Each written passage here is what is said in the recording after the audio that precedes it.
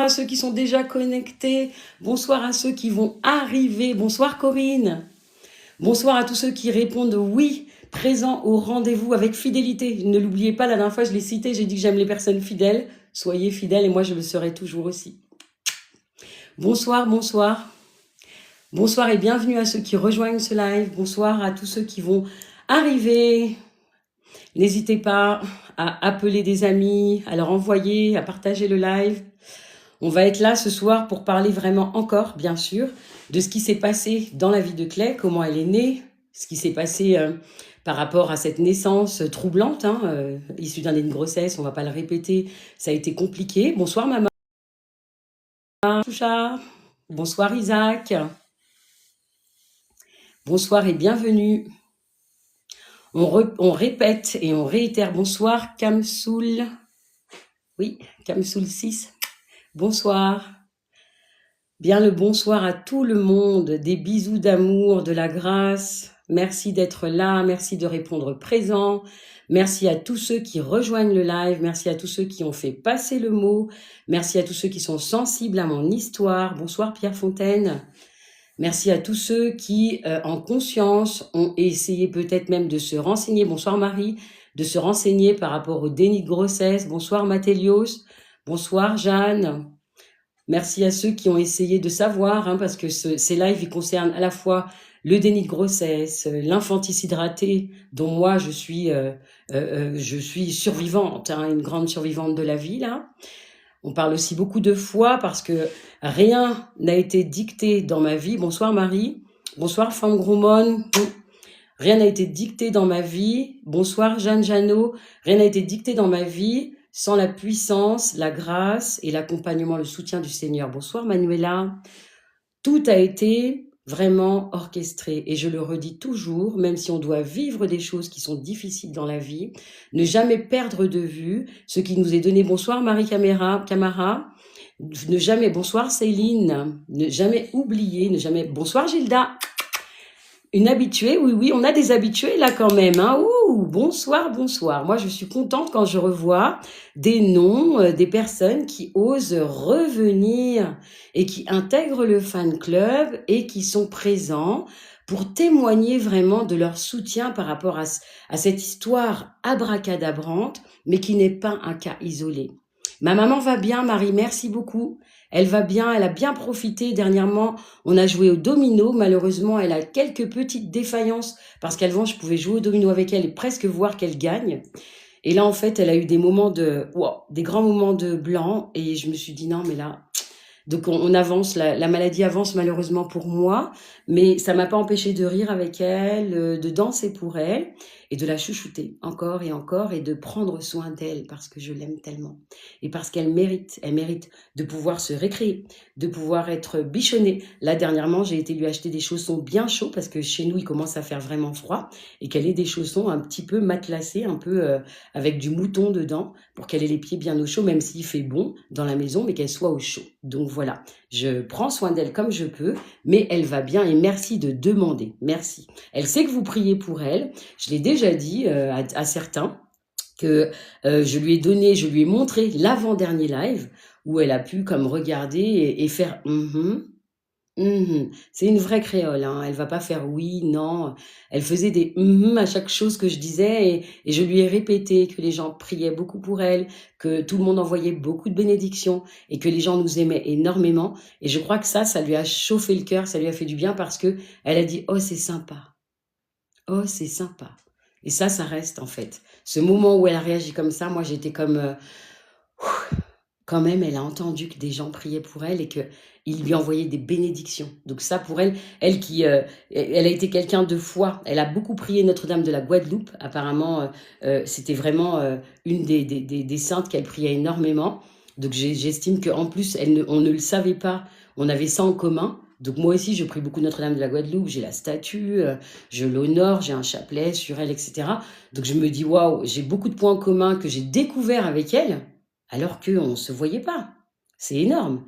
Quand vous vous rendez compte en plus de toutes ces histoires où l'abandon n'a pas vraiment été un abandon parce qu'elle aurait pu réapparaître dans ma vie, mais qu'elle était empêchée par beaucoup de phénomènes, c'est énorme, c'est énorme. J'ai beaucoup de points en commun avec ma maman. Elle était une croyante qui prie beaucoup. Et aujourd'hui, même si ses facultés cognitives ne lui permettent pas d'être dans la prière comme elle le voudrait, je prie pour elle et elle a son chapelet, elle a une croix et toutes les choses qu'elle peut pas porter, je les porte pour elle, en son nom. Et je prie beaucoup, toujours en me reliant à son cœur. Voilà. Et je lui dis toujours, je lui répète, pense à Jésus, maman. Donc, je pense que c'est quelque chose de...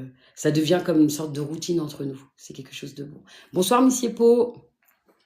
Non, non. Donc, ce soir, on va aborder le fait de la foi. Puisque, on le sait, à partir de ses 8 ans, à partir de mes 8 ans, dans le roman, je le cite beaucoup dans l'infanticide raté, par rapport à mon histoire, l'histoire que je vous partage, j'ai beaucoup prié et c'est ce qui m'a tenu. Beaucoup de personnes m'ont, et j'ai reçu la question à plusieurs reprises, donc je peux la nommer cette question.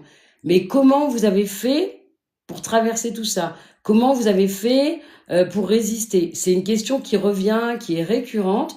Alors comment un enfant peut dépasser le fait qu'on lui dise qu'il est né d'une manière qui n'était pas tout à fait saine et qui n'était pas le bienvenu sur Terre? Comment on peut dépasser le fait qu'un enfant, même qui était insulté de bâtard souvent, de futures prostituées ou autres, peut vraiment se permettre d'arriver en fait à croire et à se dire que c'est dur de se dire c'est beau, je voudrais que mes 4 enfants tiennent ce genre de discours. Mais ils le tiendront, ils le tiendront. Il y a des enfants qui vraiment, sur le tard, apprennent à considérer les choses autrement. C'est un grand apprentissage dans l'amour. Il y a tellement de choses qu'on peut apprendre, que nos enfants peuvent apprendre sur le tard, qu'il ne faut jamais, jamais désespérer. Ça, c'est encore une petite chose que je peux dire encore. Oh, bonsoir, bonsoir, oui, SV... Vous commencez le livre. Oui, oui, oui. La résilience, ça, c'est une source que nous avons tous en nous, SV. Et en fait, il suffit de trouver le déclic, le moment, la petite porte à l'intérieur pour aller vraiment plonger dedans. D'accord? La résilience n'est pas quelque chose qu'on va acheter ou qui vient comme ça, comme par l'opération du Saint-Esprit. La résilience, et c'est pour ça que je dis que ce soir, je vais vous parler de la foi, parce qu'il ne suffit pas que d'avoir la foi.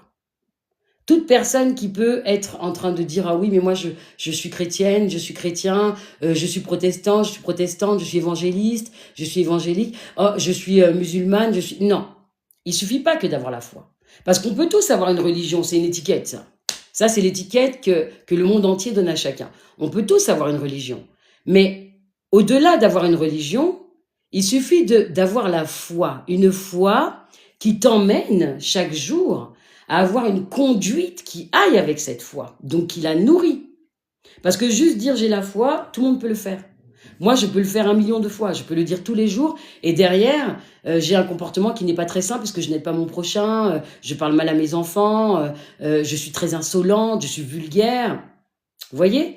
Donc avoir la foi, vu que j'ai grandi dans cet espace où j'ai pu faire la différence. Pour ceux qui ne connaissent pas l'histoire encore de Clay et qui découvrent les lives ou qui les intègrent ou qui passent par là, mon histoire est vraiment l'histoire d'une enfant née, issue d'un déni de grossesse par une jeune fille de 14 ans, qui ensuite a laissé cet enfant parce qu'elle n'avait pas la force, ni la compréhension suffisante, ni le discernement suffisant pour prendre soin de cet enfant. On est d'accord sur ça. Je pense que beaucoup de personnes maintenant qui peuvent comprendre que le déni de grossesse est un trouble psychiatrique, passager certes, mais c'est un trouble important.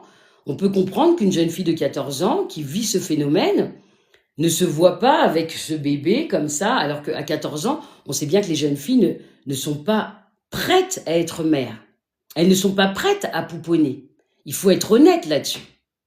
Il faut en avoir conscience. Moi, j'ai quand même 4 enfants. 26, 24, 20 et 15 ans, je ne vois pas ma fille de 15 ans demain avec un bébé dans les bras en train de donner ni le sein ni un biberon. C'est juste quelque chose de sensé en fait. Donc ça, c'est déjà un premier espace par rapport à Clay. Le deuxième, les maltraitances infantiles. Clay a vécu et a grandi dans la famille maternelle, alors que de trop soudain pour elle, bien sûr, ça a été SV, honnêtement, ça a été comme, je pense, un énorme drame, une bousculade pour cette jeune fille. Vous avez 14 ans, Votre corps, à un moment donné, il commence à être comme vraiment bizarre. Vous rentrez dans la salle de bain donc familiale, dans le petit appartement où vous vivez tous, pour vous donner un exemple de cet accouchement.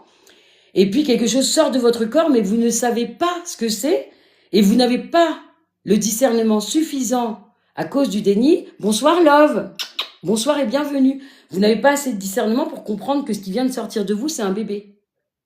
Moi, j'ai fait un mémoire en tant que doula sur le déni de grossesse. Bonsoir et merci Love, d'intégrer le fan club. C'est sortir un bébé comme ça du ventre d'une jeune fille qui vit un déni de grossesse. Elle ne s'en rendra pas compte même jusqu'à ce qu'on lui mette le bébé devant. Elle va jamais se rendre compte qu'elle vient d'accoucher ni qu'on lui met un bébé devant elle. C'est une chose. Le déni de grossesse ne donne pas à ces êtres de percuter, d'accord, de se dire waouh, ça, c'est un bébé, c'est un moi, c'est une chose. J'étais une chose sortie de nulle part. D'où le fait d'accoucher dans les toilettes et d'essayer même peut-être de tirer la chasse. Mon grand-père est arrivé, il m'a attrapé et il m'a sauvé la vie, cet homme. Ce brave homme, cet homme saint, cet homme merveilleux qui jusqu'à sa mort a été honoré d'amour par moi-même, avec beaucoup de respect pour qui il a été dans ma vie et beaucoup de respect pour ce qu'il a été pour sa fille, parce qu'il est le seul qui l'a soutenu, et aussi parce qu'il a été celui que moi j'ai vu œuvrer jour pour jour au sein d'une famille qui était vraiment une famille désolante, mais il est resté, oui, et je le nomme SV dans mon livre, bien sûr, c'était obligé, il était mon refuge, il était ma vie. Même là, regardez, il est parti depuis un moment, hein. Ça me remue parce qu'il était mon roi, mon président, mon amour. Après Dieu, il y avait mon grand-père. Mon grand-père, ma vie en fait, parce que lui, il m'a sauvé la vie et en plus, il a été celui où je le sais et je l'ai su. Il a toujours soutenu sa fille. Il a toujours eu Dieu pour elle, des yeux vraiment d'amour. Elle n'était pas aimée par sa maman qui, merci Monsieur Koulibaly, elle n'était pas aimée par sa maman qui lui disait je n'aime pas les filles, sans arrêt, et moi j'ai vécu avec ça. Donc je peux pas me dire que ça c'était un mensonge. J'ai vécu, merci Lucien, merci pour la rose, les roses.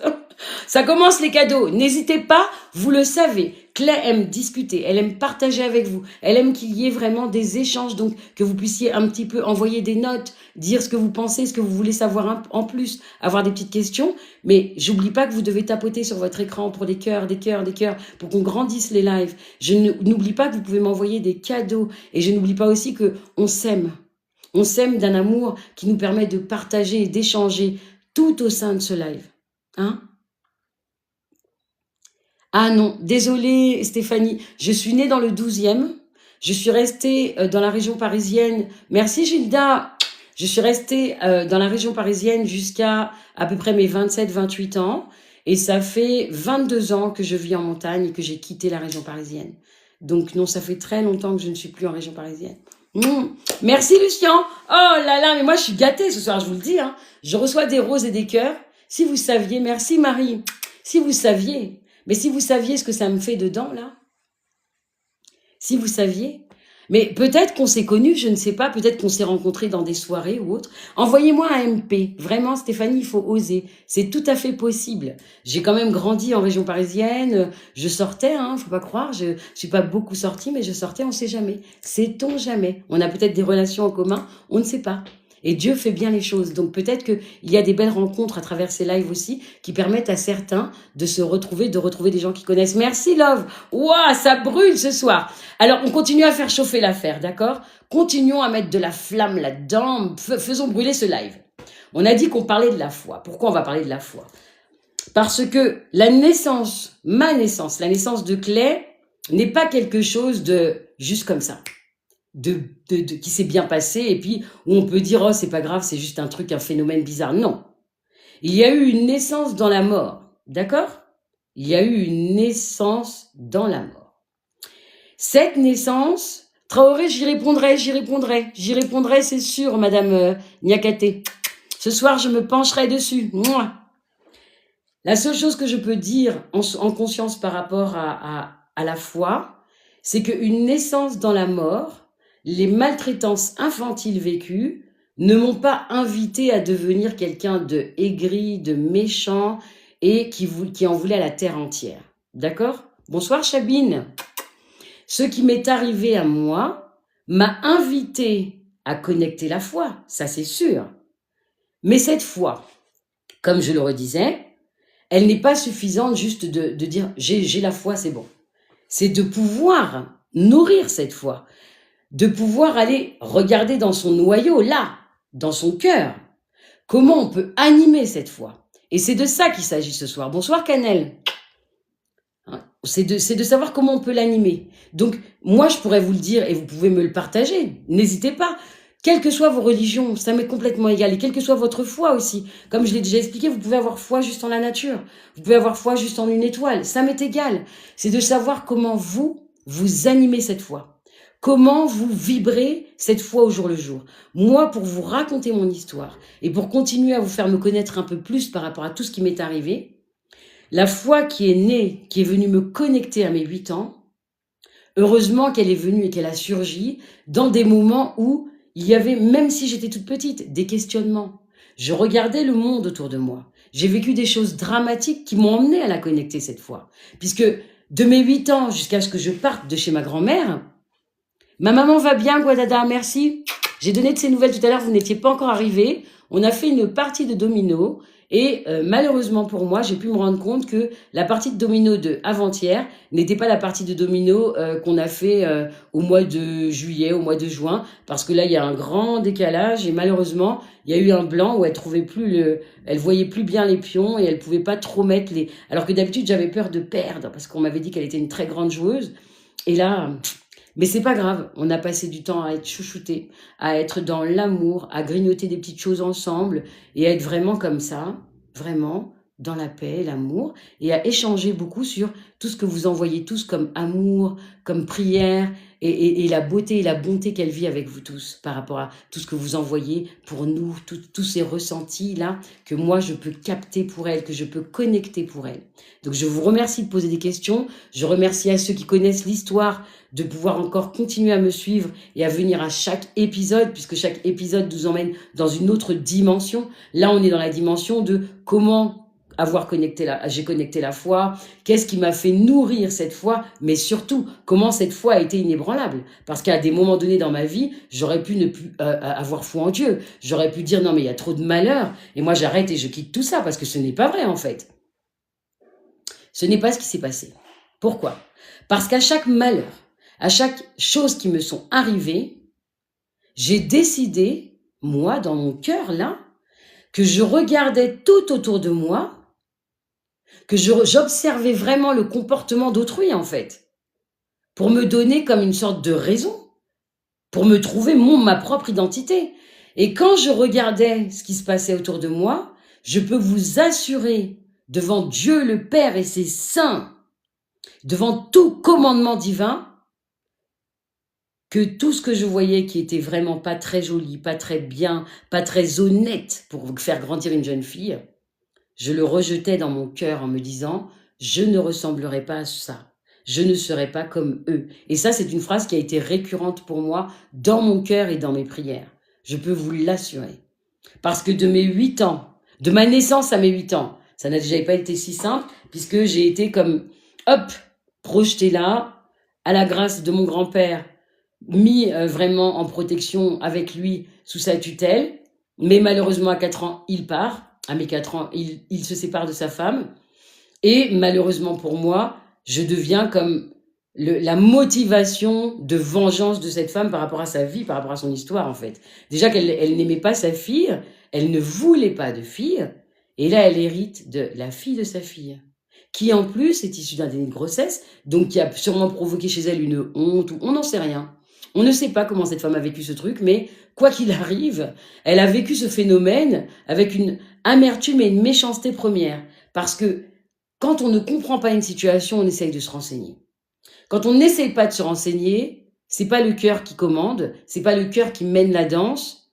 Là, ça va être une autre dimension. Et là, ça a été la dimension de comment je peux nourrir ma rage. Et donc, ça a été que j'étais illégitime, que j'étais une bâtarde, que j'avais pas ma place dans cette maison-là. Je prenais la nourriture de ses enfants, je prenais l'argent de ses enfants. C'était moche à entendre.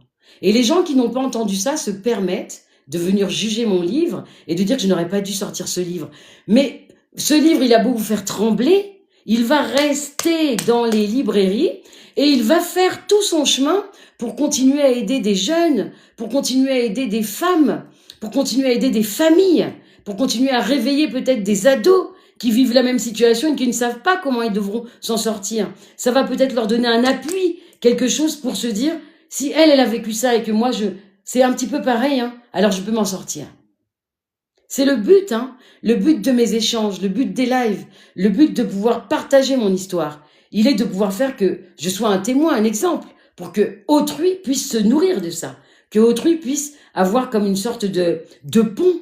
On va dire que c'est ça. Je suis le pont entre le monde des prières et de ce qui peut éclore chez l'humain et en même temps entre là la vie sur terre. Je suis un pont.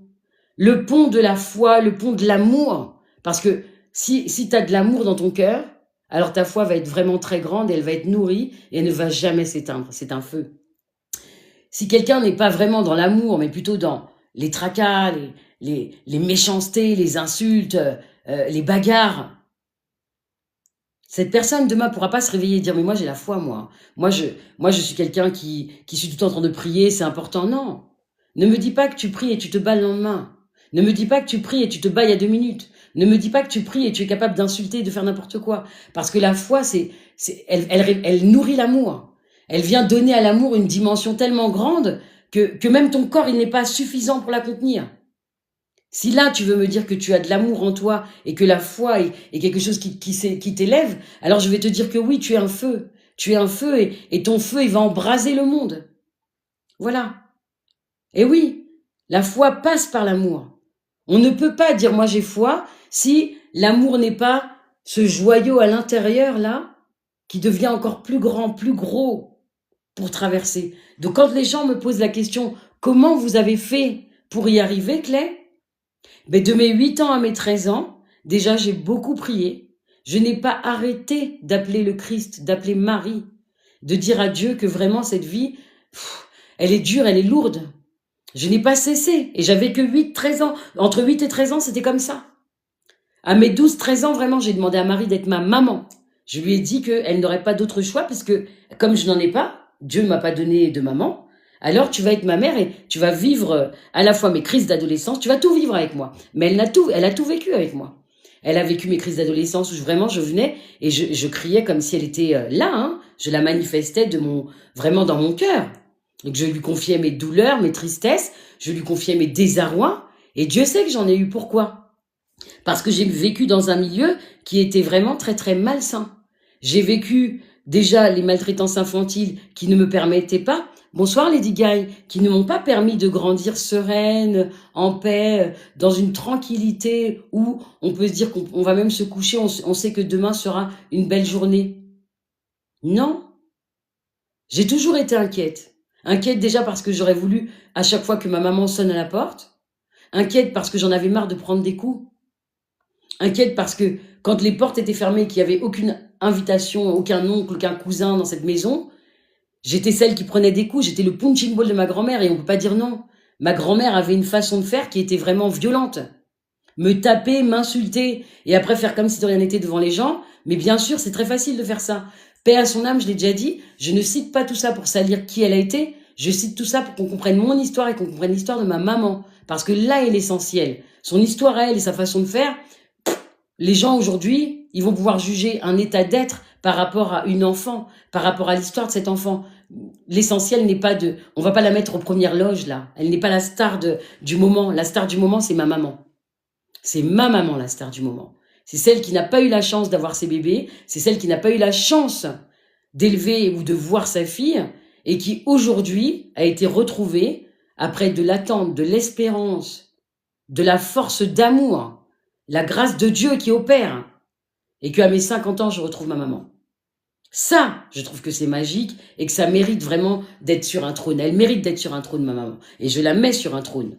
Je la mets dans mon cœur sur un trône. Et je rends grâce à Dieu, je rends grâce à notre Seigneur, roi des rois, puissance des puissances même divines, d'avoir fait ça, d'avoir permis à une enfant comme moi d'être consolée enfin à ses 50 ans. D'être consolée enfin de tous ces drames, des coups, de la maltraitance à la fois physique mais verbale aussi, parce que vous rentrez des choses dans la tête d'un enfant. Quand vous dites à un enfant qu'il est un moins que rien, qu'il n'a pas sa place dans cette maison, qu'il ne porte pas le nom de façon légitime, mais juste en étant une pièce rapportée. Wow, ça c'était quand même assez gros aussi, hein. Mais moi, ce nom, je le porte avec fierté. Le nom que ma maman est là, je le porte avec fierté. Et c'était aussi le nom de mon grand-père, je le porte avec fierté. Ça fait toute la différence, en fait. Et quand je pense à tout ce que j'ai pu vivre en étant sous les mains de cette bourrelle, qui, elle, ne pouvait pas se permettre d'avoir autant d'agissements, parce que lorsqu'une femme agit comme ça, lorsqu'une grand-mère agit comme ça avec son petit enfant, et que derrière, elle a des enfants qui n'assument pas le quart de ce qu'on doit être dans les principes, dans la grâce, dans la bienveillance, on ne peut pas se permettre de venir dire quoi que ce soit sur une jeune fille qu'on ne voit pas, qu'on n'a pas vu grandir et qu'on ne côtoie pas. Elle n'a pas suffisamment côtoyé ma maman pour juger ma maman et avoir insulté ma maman tout le long de la vie que j'ai menée à ses côtés, là, en traitant ma maman de femme de trottoir, de ci et de ça. Non, non. On ne peut pas se permettre ça quand on a eu des enfants qui dealaient, qui faisaient venir la police faire des perquisitions en bousculant des enfants. Parce que combien de fois j'ai été bousculée par la police?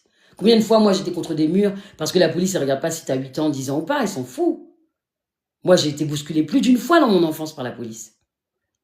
Je me suis posé 1001 questions pour ne pas que ça continue, tout ça, en disant, mais mon Dieu, mon Dieu. Mais non, mais ça compte pas. Ça compte pas, je suis un monstre. J'ai écrit un livre et je raconte ce que je devrais pas dire. Eh ben, je continuerai. Et je suis sûre que Dieu ne me voit pas comme un monstre. Je suis sûre qu'il me voit comme celle qui a su pardonner, celle qui a su aller de l'avant et celle qui dit que ça ne doit plus exister, ce genre de choses. Un enfant n'a pas le droit de grandir dans un milieu aussi négatif, aussi malsain, parce que ça crée chez des enfants des troubles. Quels que soient les agissements qu'ont les adultes, parce qu'il n'y a pas que les parents, hein. Vous pouvez avoir des parents qui sont bien et puis derrière, ce sont des cousins, des cousines, des oncles qui vont avoir un mauvais traitement envers vous. Donc, c'est pas juste de juger des parents, c'est de juger le milieu dans lequel on fait grandir un enfant. Et avoir la foi, comme ma grand-mère disait toujours qu'elle avait la foi et qu'elle allait à l'église et qu'elle avait son chapelet, mais avoir la foi, c'est être bon donc avec son prochain et encore plus avec les enfants de son enfant. Hein? Je prends mes enfants, les enfants de mes enfants sous mon toit. C'est pour prendre soin d'eux, c'est pour leur donner une bonne éducation, même si au début elle ne voulait pas. Parce que quand mon grand-père a pris cette décision, il faut savoir que ma grand-mère, de toute façon, ne voulait pas. C'était elle, la femme, pourtant, hein, l'instinct maternel. Oh oui, on ne peut pas laisser ce bébé. Elle ne voulait pas. Et elle a accepté par la force des choses, parce que il y avait des promesses d'assistante sociale. Il y avait des promesses d'argent avec cet enfant en plus. Et ça, c'est une réalité. C'est une réalité, même si elle fait mal, elle est une réalité. Donc finalement, on vous accepte. Malgré qu'au début, on ait fait un petit peu de « Ah non, non, non, bonsoir papillon des îles ». Même si on a fait un peu de résistance, même si on disait « Non, non, je n'en veux pas ». Mais malgré tout, cet enfant va vivre des maltraitances. Des maltraitances physiques et verbales, en plus de voir un milieu où il y a des choses malaisantes. En plus de voir où il y a des gens qui cassent la tête des autres, Non, j'en ai vu. J'en ai vu trop même. Trop. Mon grand-père, oui, merci beaucoup. Merci Gilda, c'est un homme que, comme je vous dis, moi, jusqu'à son décès, et jusqu'encore même à aujourd'hui, j'ai énormément de respect pour cet homme. Cet homme, je vais vous donner un exemple de ce que est l'homme quand vraiment en lui, il y a cette force inébranlable, il est habité, quoi. Mon grand-père, est parti de chez ma grand-mère, a vécu sa vie dans une autre vie, hein, vraiment, voilà, avec une compagne que j'ai rencontrée, que j'ai vue, que j'ai côtoyée. Bonsoir, mais merci. Bonsoir. Ce soir, on est dans la foi. On est dans comment la foi, elle est animée, comment elle vient émerger là et comment elle nourrit notre cœur, notre centre. Cet homme qui a fait tout ce parcours en ayant récupéré sa petite fille, en l'ayant placée sous tutelle, mais en ne pouvant pas partir avec et en la laissant donc à la charge de sa grand-mère, il n'est pas parti de cette vie-là en s'occupant de rien, en disant qu'il n'allait subvenir aux besoins de personne. Je vais vous donner des éléments qui vont vraiment vous mettre assis. Si vous n'êtes pas assis, asseyez-vous. Si vous n'avez pas d'eau à côté de vous, allez chercher de l'eau. Vraiment, vous allez écouter ce que je vais vous dire par rapport à cet homme. Vous allez accueillir l'exemple que je vais vous donner sans le prendre pour vous ou sans vous dire « Oh là là, oui, c'est beau de rentrer de la messe du soir, mais merci. » On aura une prière quand même, nous aussi, ensemble. Là. On est une famille. Hein. Nous allons prier tout à l'heure. Hein. Nous devons de prier. Merci Fleur pour les roses. Mouah, mouah, mouah. Et bienvenue, bienvenue, bienvenue, bienvenue. Donc je vais vous parler de cet homme. Ce grand homme, il a quitté donc son foyer conjugal, il s'est séparé, et il aurait pu se dire, je vais donner tant par mois, ou je vais faire comme ça, et puis on verra bien ce que la vie donne. Non. Et j'en suis témoin, personne pourra salir l'âme de mon grand-père. Personne ne peut se le permettre. Ce n'est pas possible. Pas de mon vivant. Il va falloir attendre que je meure. Cet homme a honoré la vie et a honoré la vie de tous ceux qu'il a mis au monde, et il a honoré même la femme qu'il a quittée en subvenant aux besoins de tout le monde jusqu'à sa toute mort. Écoutez bien la famille. Il a payé le loyer de cette femme jusqu'à son dernier souffle. Il payait la nourriture. Il payait l'électricité. Il payait l'assurance habitation. La seule facture, l'eau aussi. La seule facture que cet homme ne payait pas, c'était le téléphone. Et vous savez pourquoi il disait qu'il ne payait pas le téléphone? Parce qu'il lui nommait à ma grand-mère que comme elle passait son temps à appeler les Antilles, il estimait que c'était à elle de payer ses communications. Moi, dans mon cœur, je trouvais ça normal. Hein. J'avais que 13, 14 ans quand j'entendais des discours comme ça. On n'a pas le droit de juger les adultes, on ne rentre pas dans les paroles des adultes, surtout aux Antilles. Moun pas qu'à coûter parole à grand moun, mais on qu'à coûter quand même. On dit qu'on n'écoutait pas les paroles des grandes personnes, mais j'écoutais quand même. Parce que bien sûr, on t'y moun quand même curieux. Ah, t'es curieuse. Donc j'écoutais à demi, oui. On qu'à coûter en pile. J'écoutais énormément. Mais du coup, ça m'a permis quand d'écouter aux portes, de savoir la différence entre ce que j'entendais et qu'on me racontait. Mais oui, ça était tellement cher, love. Si vous savez ça, on facturité lourd ainsi dehors. Une facture, c'était tellement cher qu'une facture sur ton dos, c'était une facture, hein. Et il fallait pouvoir le payer, ça. Et donc cet homme, vous imaginez à l'époque, il payait le loyer, l'électricité, l'assurance habitation, l'eau, en sachant qu'il avait déjà des adultes qui revenaient des fois chez lui. Marie, mais vous pouvez rire, Marie. Marie, tu peux rire. C'est vrai que moi, j'aime quand même mettre ma créolité dans mes lives parce que on est quand même entre nous, on est une famille, non? Et puis j'estime que c'est ça aussi, Clé. C'est tout ce qu'elle a mangé dans sa vie pour devenir. C'est ma foi, c'est ma créolité, c'est mon africanité. C'est toutes les facettes de mon être que j'ai nourries pour être cette femme spirituelle entière, pour être celle qui vraiment peut témoigner de tous ces grands passages. Je suis pas celle qui va venir donner les leçons à quelqu'un parce que je ne serai pas mieux que quiconque demain. Je ne peux pas me le permettre. Merci, love. Mais je peux me permettre de vous donner mes exemples et de vous nommer mon parcours de vie. Alors, bien sûr qu'il y en a qui diront « Oh là là, la vie qu'elle a eue ». Eh ben oui, mais en même temps, je vous donne ma joie, je vous donne mon peps, je vous donne mes espérances et je vous raconte comment mon cœur, il a toujours été chaud dans certaines situations. Merci. Merci Gilda, j'adore faire ça. Pour moi, c'est tellement important d'être vrai, d'être là. Je suis entière avec vous et je vous parle français, créole. Si je savais parler les dialectes du Nigeria, certains dialectes, eh ben, je le ferais aussi. J'apprendrais sûrement avant de mourir, ça c'est une certitude. Parce qu'il faut que j'honore mon sang, il faut que j'honore mes ancêtres. Donc pour vous dire, cet homme, il payait tout. Et jusqu'à ce qu'il meure, jusqu'à ce que moi, le jour de sa mort, j'entende vraiment que là, ça y est, les comptes sont coupés, tout est fermé, et que là, il va être en paix, enfin. Ça a été une libération pour cet homme. Ça a été une libération. Il a subvenu aux besoins de toute sa famille, toute sa vie, en sachant tout à fait qu'il avait sous son toit des fois, parce que tout le monde ne vivait pas là, mais tout le monde prenait cette maison comme c'est le bénitier. On vient, on se douche, on vient en week-end, on vient pour une soirée, on vit sa vie, C'est bien, tout frais payé. Moi, je suis une adulte maintenant, je vois bien toutes ces années comment je paye mes traites, comment je paye mes factures. Je me dis qu'il faut avoir du corps pour être l'homme qu'il a été. Il faut être vraiment dans un amour infini. Cet homme a été insulté. Cet homme, toute ma vie, mon grand-père, j'ai vu cet homme être insulté, rabaissé. J'ai vu qu'on ment sur mon grand-père. J'ai grandi avec ça. Mon grand-père, on l'a sali, on l'a vraiment mis en miettes toute sa vie. Il est le plus mauvais, il était le dragon. Et le pire dans tout ça, c'est qu'il s'en est pris, cet homme. Il s'est pris des insultes, il s'est pris des critiques. Et un jour, il a même eu un pistolet de poser sur sa tempe par son fils, devant moi. Ce jour-là, vous savez, mon cœur était brisé en 1000 morceaux. Je me suis dit que là, c'était le bout du bout.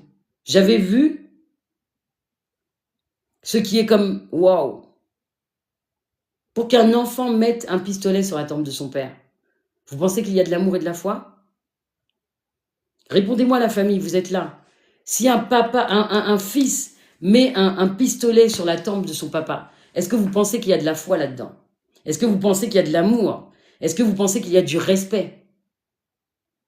Si un enfant est capable de faire ça, répondez-moi vraiment, je vous pose la question en toute conscience. Si un enfant, quel qu'il soit, ça peut être une jeune fille ou un jeune homme, si un enfant est capable de mettre un pistolet sur la tempe de sa mère ou de son père, est-ce que vous pensez que cet enfant, il est respectueux? Oui, tout à fait, Marie. Et pire que ça, même en Kédio. C'était pire que ça. Coucou, Juve. Ah oui, mettre un pistolet sur la tempe de son père, et puis faire le boss, en fait. Le mec, c'est lui qui paye le loyer, c'est lui qui te permet d'avoir ce moment où tu peux te doucher, ce moment où tu ramènes des nanas chez ta mère, et où tu pars, tu reviens, 15 jours après, c'est une autre nana, un mois après, c'est une autre nana. Ce mec-là, toi, t'es déjà un adulte, il dit rien, il sait qu'il y a tout ce cinéma chez lui, il dit rien, il râle, mais il laisse faire, il ne se bat pas avec qui que ce soit. Et au moment où il a des réprimandes envers toi, parce qu'il apprend toutes les bêtises que tu fais, en étant quelqu'un qui est dans la drogue, dans plein de bazar, tu te permets de faire le boss, de prendre le dessus par rapport à ta maman qui peut raconter une connerie ou quoi de caisse, en passave, toute bite impossible. Mais il faut revenir à la réalité à un moment donné dans la vie. Tout est possible. Mais à un moment donné, prends esprit et puis réfléchis, quoi. Prends 2 minutes pour une réflexion divine. Ou qu'à oser, tu oses mettre un pistolet sur la tempe de ton papa, et puis tu penses que ça va bien aller, c'est normal. La vie est bonne. Mais c'est en malédiction, ça. Quand on fait quelque chose comme ça, on se maudit soi-même. Tu n'es pas né issu du Saint-Esprit. Tu es né de 2 êtres, un père et une mère. Dans la Bible, on le redit, tu honoreras ton père et ta mère. Et vous, ou t'es qu'à honorer maman, parce que il t'est qu'à solliciter. Tu honorais ta maman parce qu'elle te sollicitait, parce qu'elle acceptait toutes tes bêtises, tout ce que tu fais. Elle rigole. La seule chose qu'elle est capable de prendre, même si des fois elle fait oh mon Dieu, c'est billet vert, billet. On n'était pas encore à l'euro, donc je peux pas dire billet vert, pardon. On était encore au franc. C'était les billets de 100 balles et tout ça et tout ça. Eh ben oui, moi j'ai pas honte de le dire. J'ai grandi avec une grand-mère où tu peux faire les 1001 coups, Tu peux fracasser la tête de ta nana devant elle. Ce qui compte, c'est ce que tu vas pouvoir lui donner demain. C'était une réalité. C'était une réalité. J'ai vu ça. C'était une réalité. Tu lui donnes des sous, même si tu balances les billets par terre, parce que j'ai vu ce jeune homme faire ça. Hein. Il le sait. Hein. Il a eu ses moments de réflexion, il a eu des fois ses moments de réveil. Mais dans les moments où il était dans son trip, là, et dans son truc, c'était tout le monde est bousculé, quoi. Je prends des coups pour rien, même si c'est pas vrai. Coup de ceinture, coup de bazar, même si ce que sa maman a dit, c'est pas vrai. Ce qui comptait, c'est ce qu'elle a dit. Et à des moments de lucidité, ah non, non, non, non, il insultait sa maman, il la reprenait, il lui balançait des sous par terre quand elle lui demandait de l'argent, en lui disant, ah, c'est pas bien ce que je suis, mais en attendant, mon argent, tu le veux bien. Eh ben oui, il avait des tout petits moments de lucidité.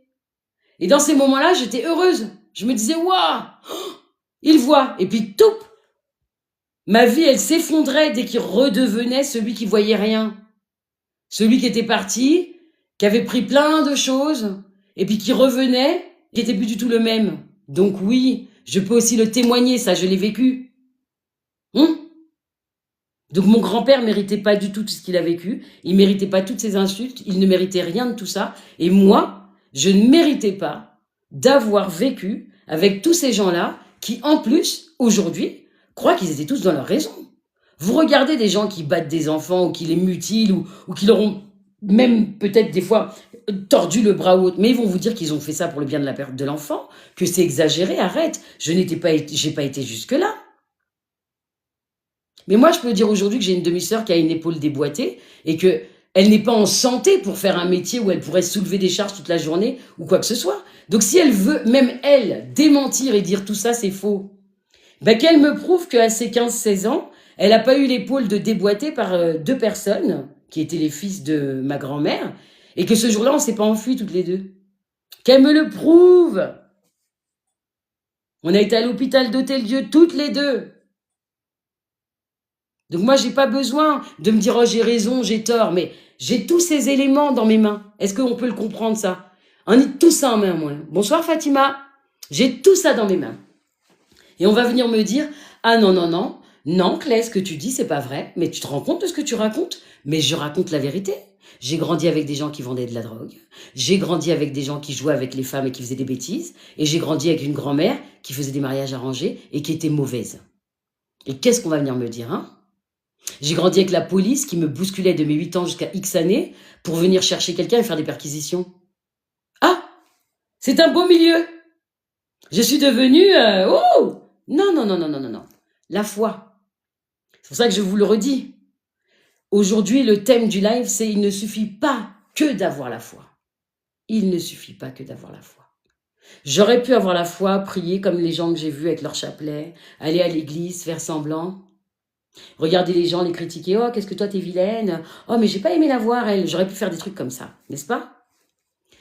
J'ai pris tout le contraire parce que tout le contraire était ce qui m'animait le plus et ce qui nourrissait mon cœur. Elle est plus en vie, non, mais merci. Elle est dans l'au-delà, paix à son âme. Maintenant, elle a fait sa traversée. Que son âme puisse naviguer la lumière et être à la grâce de Dieu là où elle doit être. Mais non, elle n'est plus en vie. Elle n'est plus en vie. Paix à son âme.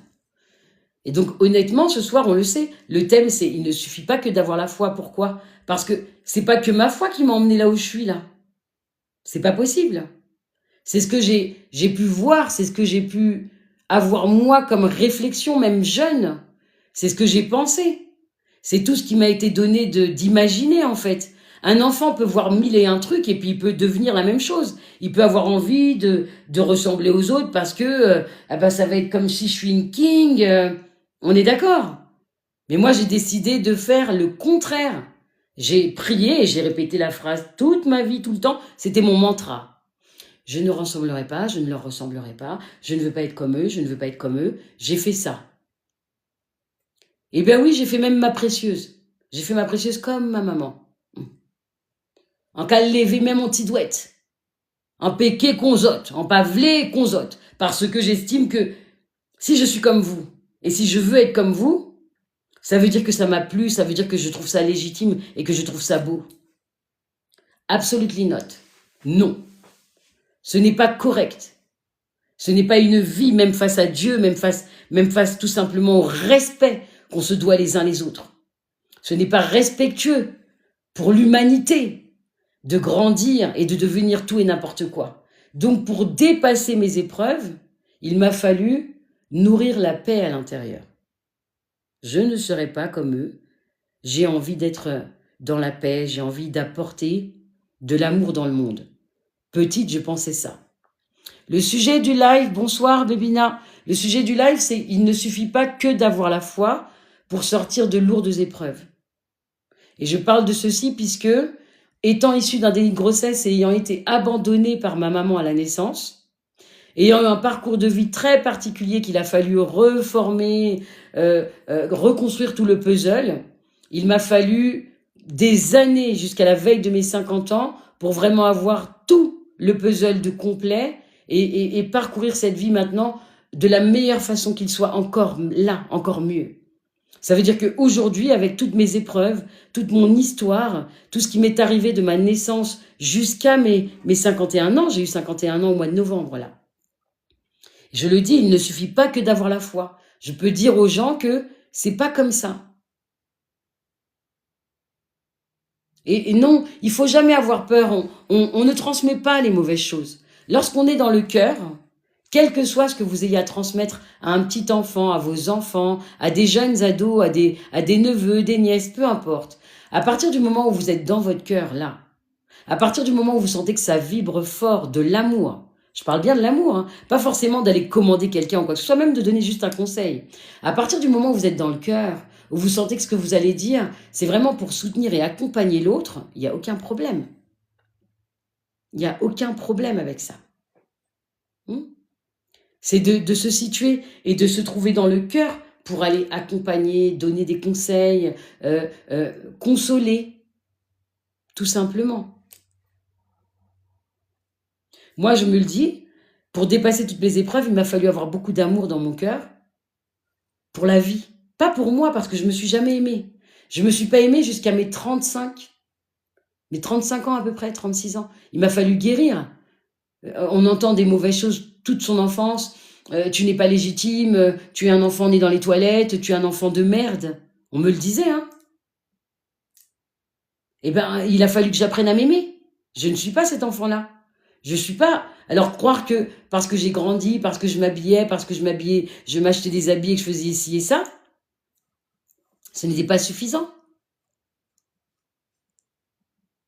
Ce n'était pas suffisant. Bien sûr que j'explique. Ok. Oui, mais même si ce qu'on peut gérer peut être même minime ou qu'on ne sait pas encore par où passer, même s'il s'agit de liens familiaux ou pas, ce qu'il faut accueillir en soi, ce qui peut nous aider en priorité, c'est de commencer tout doucement, petit à petit, à aller en son centre, à aller connecter un espace qui nous permette d'apprécier de nouveau cette vie-là qui nous anime. Et de voir, plutôt que de se juger, le bon dans notre parcours de vie et ce qu'on a fait. Parce que beaucoup de gens se jugent et voient en eux des choses qui sont pas une réalité. Il y a beaucoup de femmes et beaucoup d'hommes qui trouvent qu'ils sont nuls, qui trouvent qu'ils sont des moins que rien, des bons à rien. Et je vous le dis, et je le redis encore une fois, c'est compliqué de se trouver, c'est compliqué de réussir à avancer, à transmettre aux autres et à vouloir faire des choses bien en ayant peur peut-être des fois même de se tromper et de pas faire ce qu'il faut. Je vous le redis, oui, c'est pas évident. Mais ce qui est important à l'heure d'aujourd'hui, vraiment, hein, ce qui est important, c'est toujours de se rendre compte que, quoi qu'il arrive, on peut descendre dans son cœur pour déjà essayer de faire le mieux. J'ai vu des psychologues, et les psychologues, je les ai jamais vus longtemps, me merci, parce que les 2-3 fois où j'ai vu des psys, il n'a fallu que d'une seule séance pour que le psy lui-même pleure et me dise que j'ai pas besoin de lui. J'ai été jusqu'à vouloir voir un psychiatre. Et le psychiatre, à une seule séance, m'a demandé c'est bon, il m'a dit déjà qu'il me reprendrait pas de rendez-vous. Je lui ai dit, mais il m'a dit non, pas de. Et ça date de la naissance de après la naissance de mon 3e enfant. Je me suis dit, vu que j'ai vécu des violences conjugales verbales, je vais quand même aller voir un psy parce que vu qu'on me dit que je suis une folle et que je dois aller voir un vétérinaire, je vais y aller. Donc j'ai pris un rendez-vous avec un psychiatre. Je me suis dit que j'avais sûrement un problème à régler. Et en fait, ce monsieur, à la fin de la séance, Il m'a dit au revoir et vous n'avez pas besoin de moi. Et je lui ai dit non mais si, vous me redonnez un rendez-vous. Non. Et je vous le dis, à chaque fois que même mon médecin de famille me voyait, il m'a toujours dit mais devrais vous donner des antidépresseurs. Et je le regardais avec des grands yeux en lui disant que je ne prendrais jamais d'antidépresseurs. Que moi je suis quelqu'un où c'est mes prières qui vont me porter. Quand j'ai vu des psychiatres, un psychiatre et 2 psychologues, c'est parce que même moi, je me posais des questions sur moi-même et ma propre évolution psychologique. Mais ça a été sur le tard, ça n'a pas été dans l'âge jeune par rapport à mon histoire avec ma grand-mère et tout ça. Ça a été dans mon âge déjà de mère, dans mon âge de femme mariée, où je me suis dit, vu qu'il est tout le temps en train de s'acharner sur moi, j'ai un problème. Il est tout le temps en train de me dire que je dois aller voir un vétérinaire, je dois me faire soigner. Je dois avoir un problème, mais c'est un pervers narcissique. Donc, quand après on fait la somme des choses, qu'on réfléchit, puis qu'on vous dit non, vous n'avez rien à faire là. Par contre, peut-être que votre mari devrait prendre rendez-vous. Ben, vous commencez à prendre du recul et puis vous commencez à analyser la situation autrement. Donc oui, j'ai vu des psychologues, oui, j'ai vu un psychiatre dans ma vie, mais après plus jamais parce que ça a été vraiment occasionnel et puis ça n'a pas, pour répondre à la question qui a été posée en tout cas, ça n'a pas perduré. Après c'était terminé, j'ai pas eu recours à quoi que ce soit de plus quoi. Ça a été plus, je vous dirais que mon psychologue c'est Dieu, c'est ma médecine, c'est les médecines naturelles, c'est ma Bible, c'est ma foi et la force aussi de l'amour que j'ai avec mes enfants et avec tous ceux qui m'entourent. Non, j'ai pas besoin j'ai pas eu besoin et j'ai pas besoin d'aller voir des personnels de santé comme ça. Voilà, pour répondre à cette question et j'espère que j'ai apporté la réponse adéquate à la personne qui a posé cette question tout à l'heure. Bonsoir, bonsoir. Oui, le pardon envers ma maman, il était de toute façon essentiel. Merci de ce sentiment d'être sensibilisé par ça, parce que je le répète encore et c'est pour ça que je dis qu'il ne suffit pas que d'avoir la foi pour avoir marché. Merci de me rappeler, voilà. Comme ça, j'ai répondu à la question et au moins, il y a encore un petit peu plus d'éléments dans cette compréhension de clé. Mais je le répète encore aussi, oui, il suffit pas que d'avoir la foi par rapport à tout ce qu'on me dit et c'est vrai que par rapport à ma maman, le pardon et tout ce que j'ai pu lui accorder, comment tout ça peut être possible, il y a le fait d'avoir dépassé les épreuves par rapport à tout ce que j'ai vécu. Il y a le fait aussi d'avoir voulu vibrer cet amour inconditionnel, mais déjà dès mon plus jeune âge. Merci beaucoup, user. Et plein de chiffres qui finissent par 527. Des gros bisous. Merci. Et ce qui compte pour moi, c'est pas qu'aujourd'hui, moi je suis fière de ma maman en fait, parce qu'elle est encore en vie et que même si elle est malade, ce parcours il n'a pas dû être facile pour elle. Tu veux dire que la médecine ne veut rien dire? Ah non! J'ai pas dit que la médecine ne venait rien dire.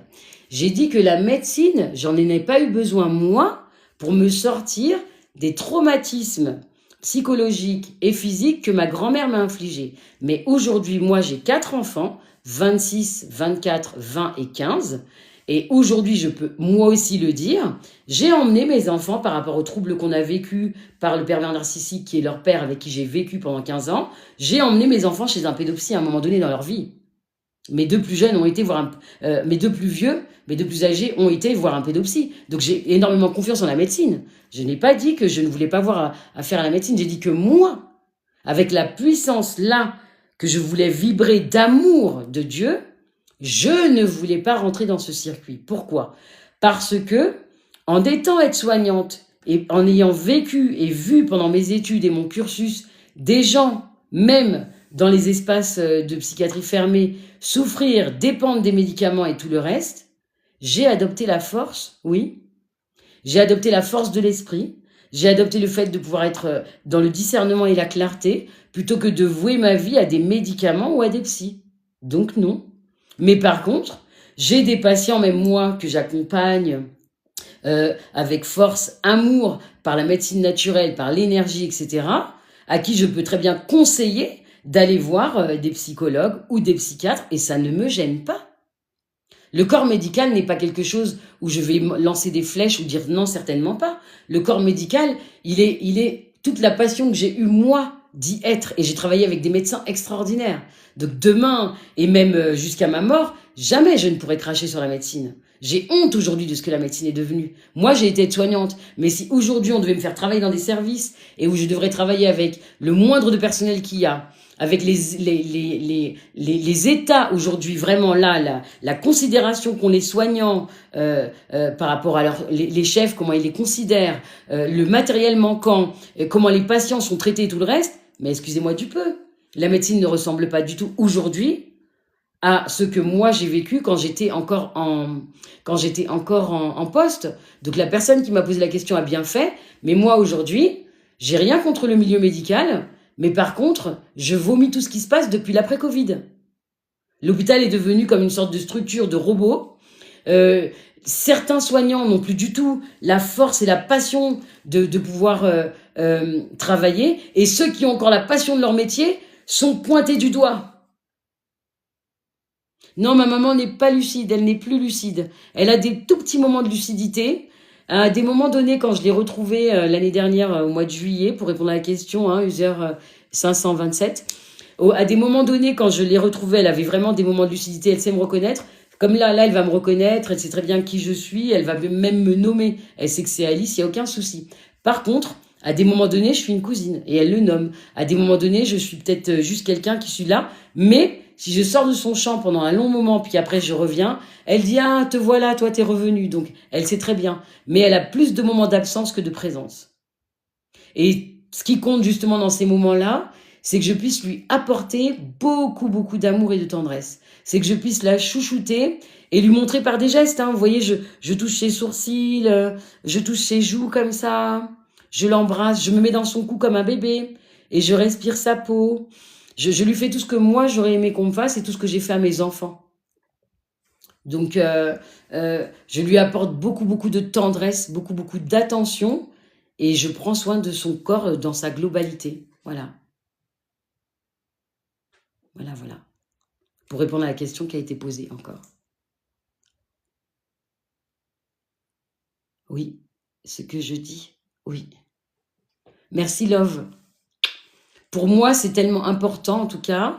De toute façon, la leucopathie vasculaire, il faut le savoir, ma maman, la maladie qu'elle a, et c'est un trouble génétique, mais je pense que je ne l'ai pas parce que les médecins m'ont déjà dit que ça se déclare quand même vite, et j'en suis triste. Donc c'est vrai que je préfère même pas y penser à la maladie de ma mère.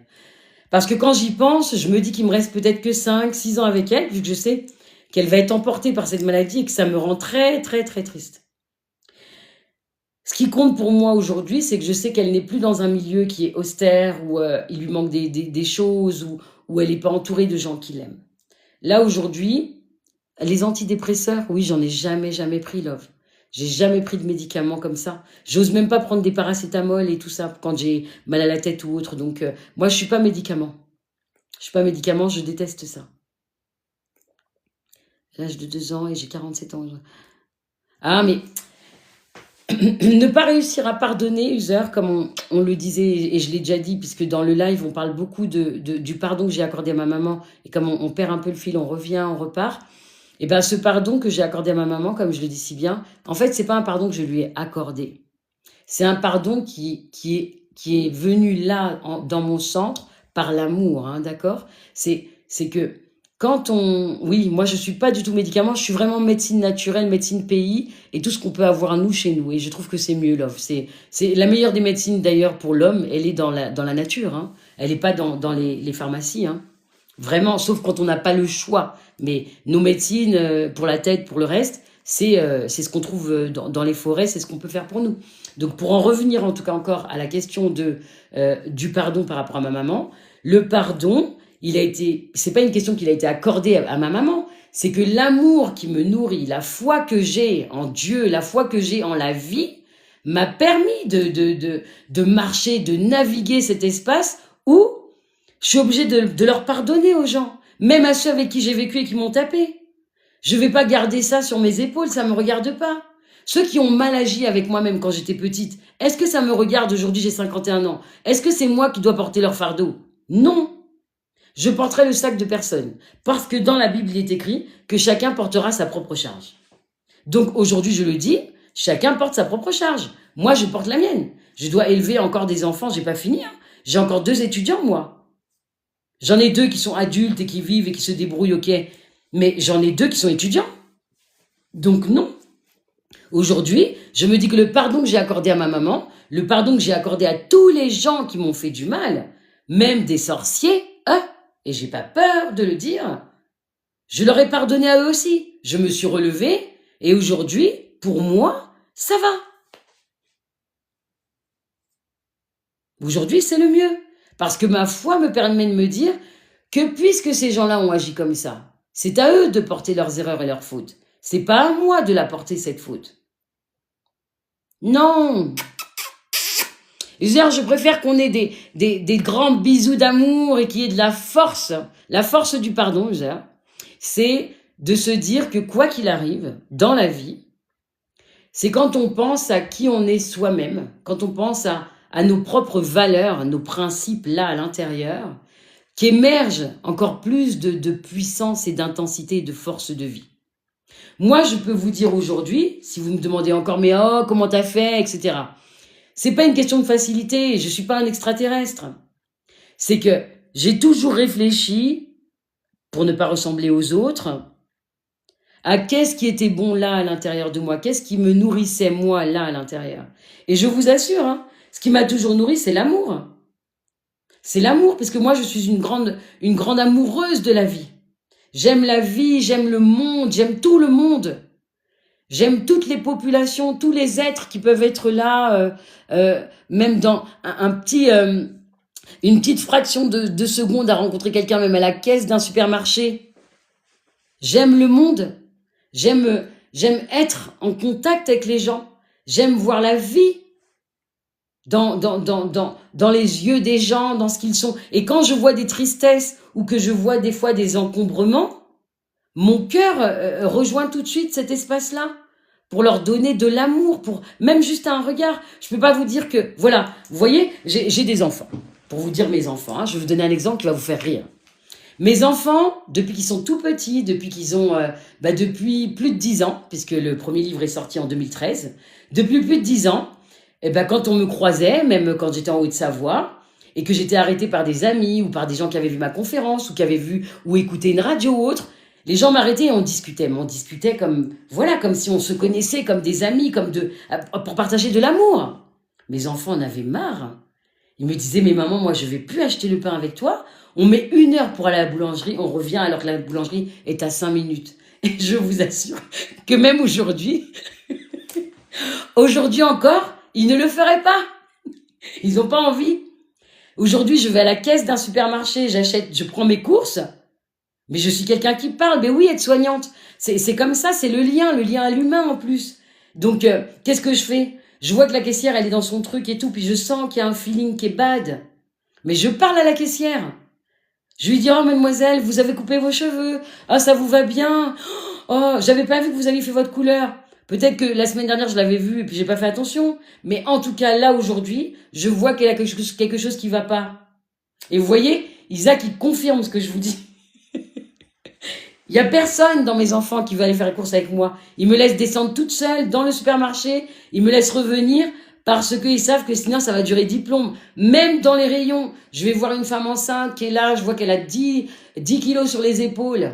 Je vais la soulager. Je vais lui dire, oh là là, vous attendez une merveilleuse, un merveilleux ange. Vous allez voir votre vie, blablabla. Il faut que je donne un mot à la personne pour que la personne soit comme, que ça apporte une petite pépite dans sa journée. Parce que Dieu ne m'a pas fait pour juste passer incognito et faire comme si j'avais rien vu. Quand mon regard voit quelque chose, quand mon cœur sent quelque chose, je ne peux pas passer devant une personne, même si je la connais pas, et faire comme si rien n'était. Je suis pas intrusive, attention. Si je vois qu'il y a une barrière et que la personne est vraiment comme ça, je vais passer, je vais rien dire. Même des fois, il est arrivé à mes enfants de me dire, ah, cette fois-ci, maman, t'as vu? Je dis, ben non, parce que vous voyez, là, la personne n'était pas prête à entendre quoi que ce soit et qu'on peut pas se le permettre. Je peux pas me permettre d'aller vers tout le monde comme ça. C'est pas comme un guichet ouvert. C'est quand je le sens. Et quand je le sens, j'y vais. J'y vais et je laisse mon cœur à l'action. J'ai pas à gérer ça. C'est ma foi qui le gère, ça. Si on a vraiment envie d'être quelqu'un de ressources pour l'autre, si on a vraiment envie, au sein de cette terre humanité, d'être quelqu'un de doux et de gentil, d'être quelqu'un de lumineux, alors on soutient l'autre, on lui apporte quelque chose de sympathique, on lui apporte même 2 mots.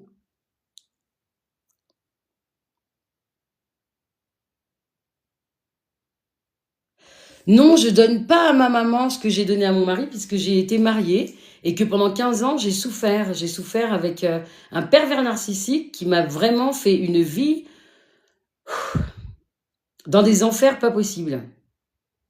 Qu'il a failli me rendre folle et j'ai failli me pendre en 2015 parce que cet homme me persécutait et qu'il a fallu que j'attende vraiment ma libération tout entière pour ne pas intenter à ma vie parce que vraiment, l'année 2015 a été une année en enfer pour moi, même si j'étais sur la terre, parce que j'ai voulu vraiment me pendre à cette année-là.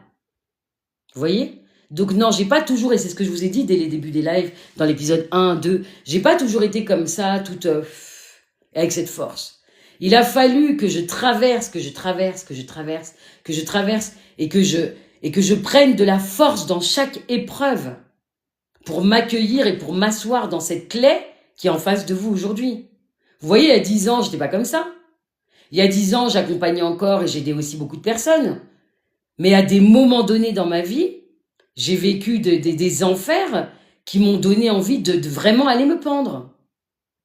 J'étais comme ça, j'allais au travail, j'étais au bout du bout et je devais respecter mes horaires aux urgences, faire ce que j'avais à faire, parce que j'ai travaillé pendant 12 années en soins intensifs de réanimation médicale et chirurgicale, et j'ai travaillé pendant 1 année et demie, presque 2 ans, aux urgences de nuit.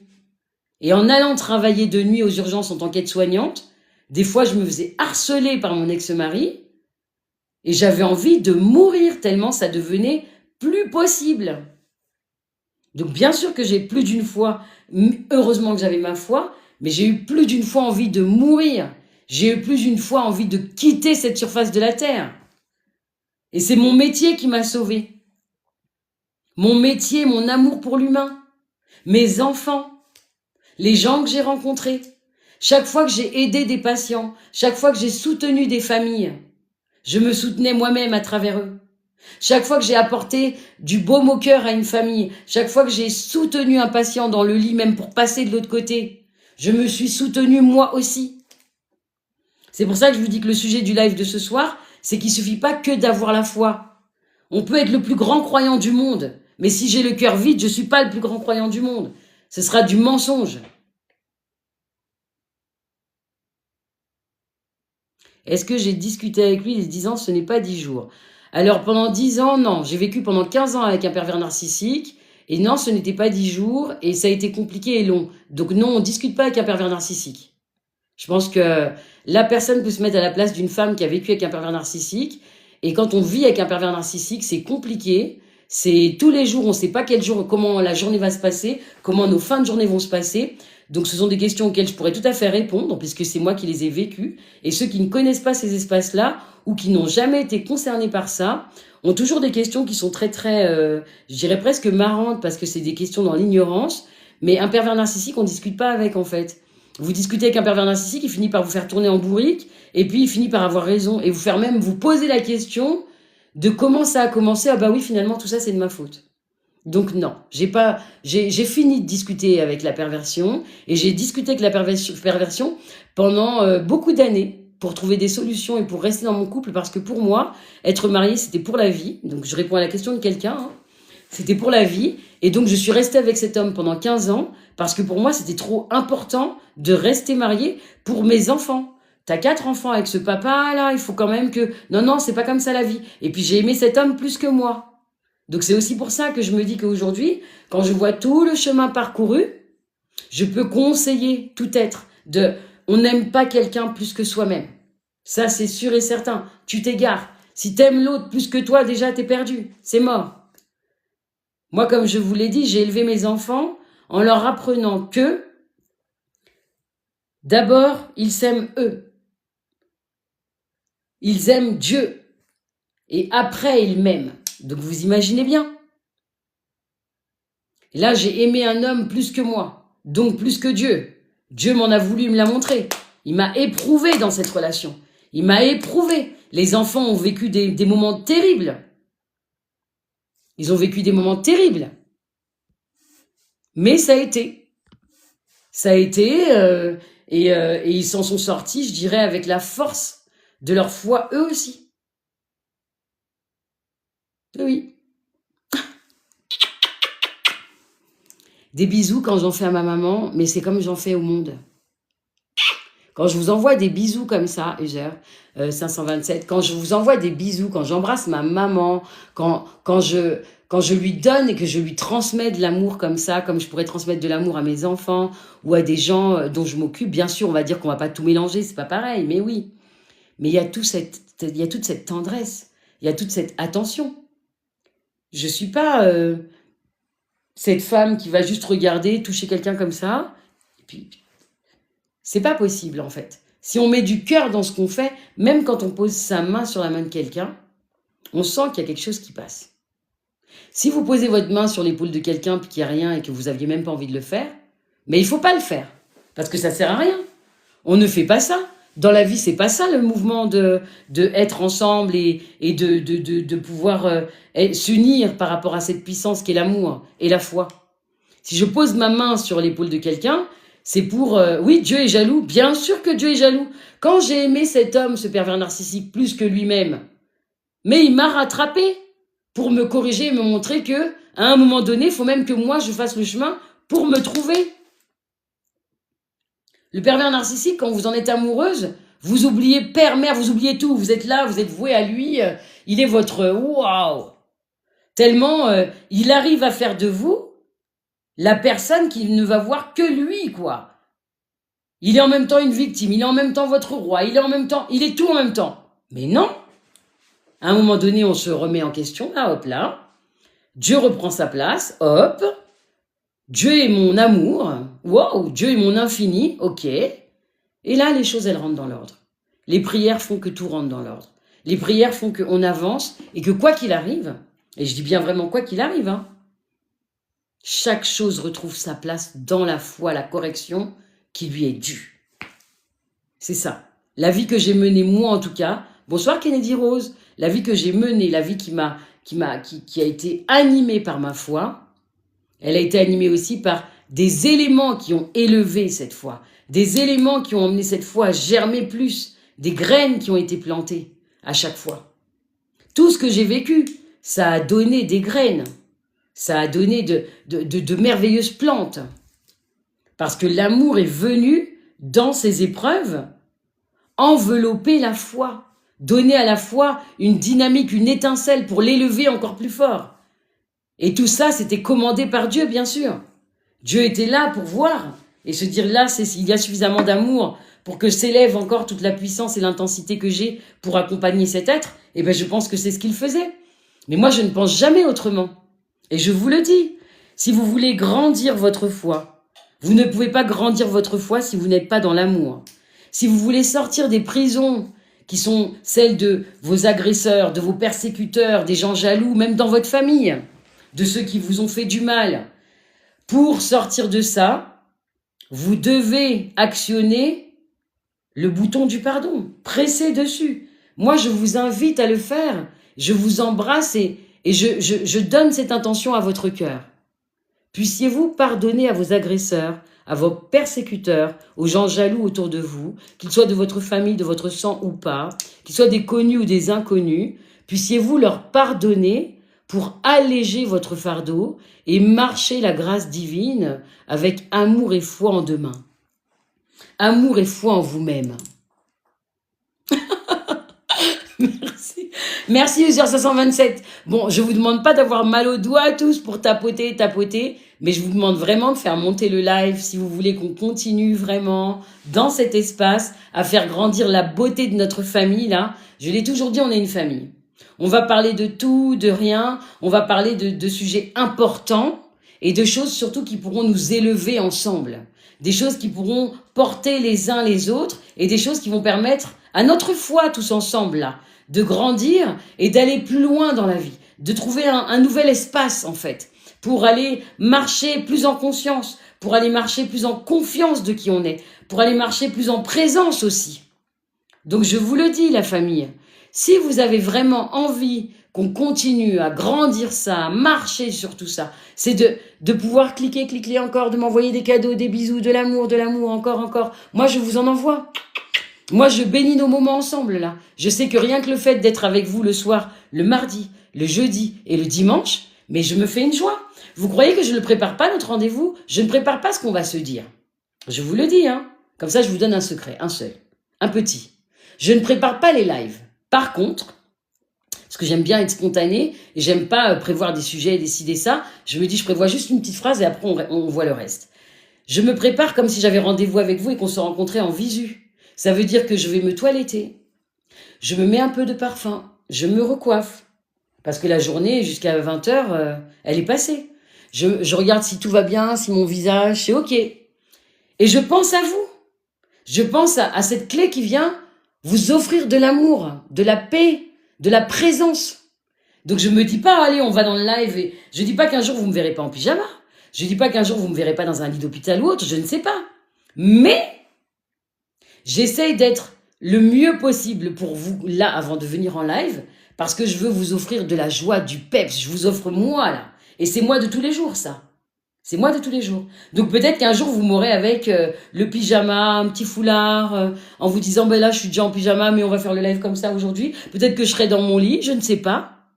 Mais pour l'heure, j'ai besoin qu'on vive ces lives comme un merveilleux rendez-vous parce que quand je viens à votre rencontre comme ça, même si je me suis parfumée et que je sais que vous ne sentirez pas le parfum à travers l'écran, pour moi vous le sentez.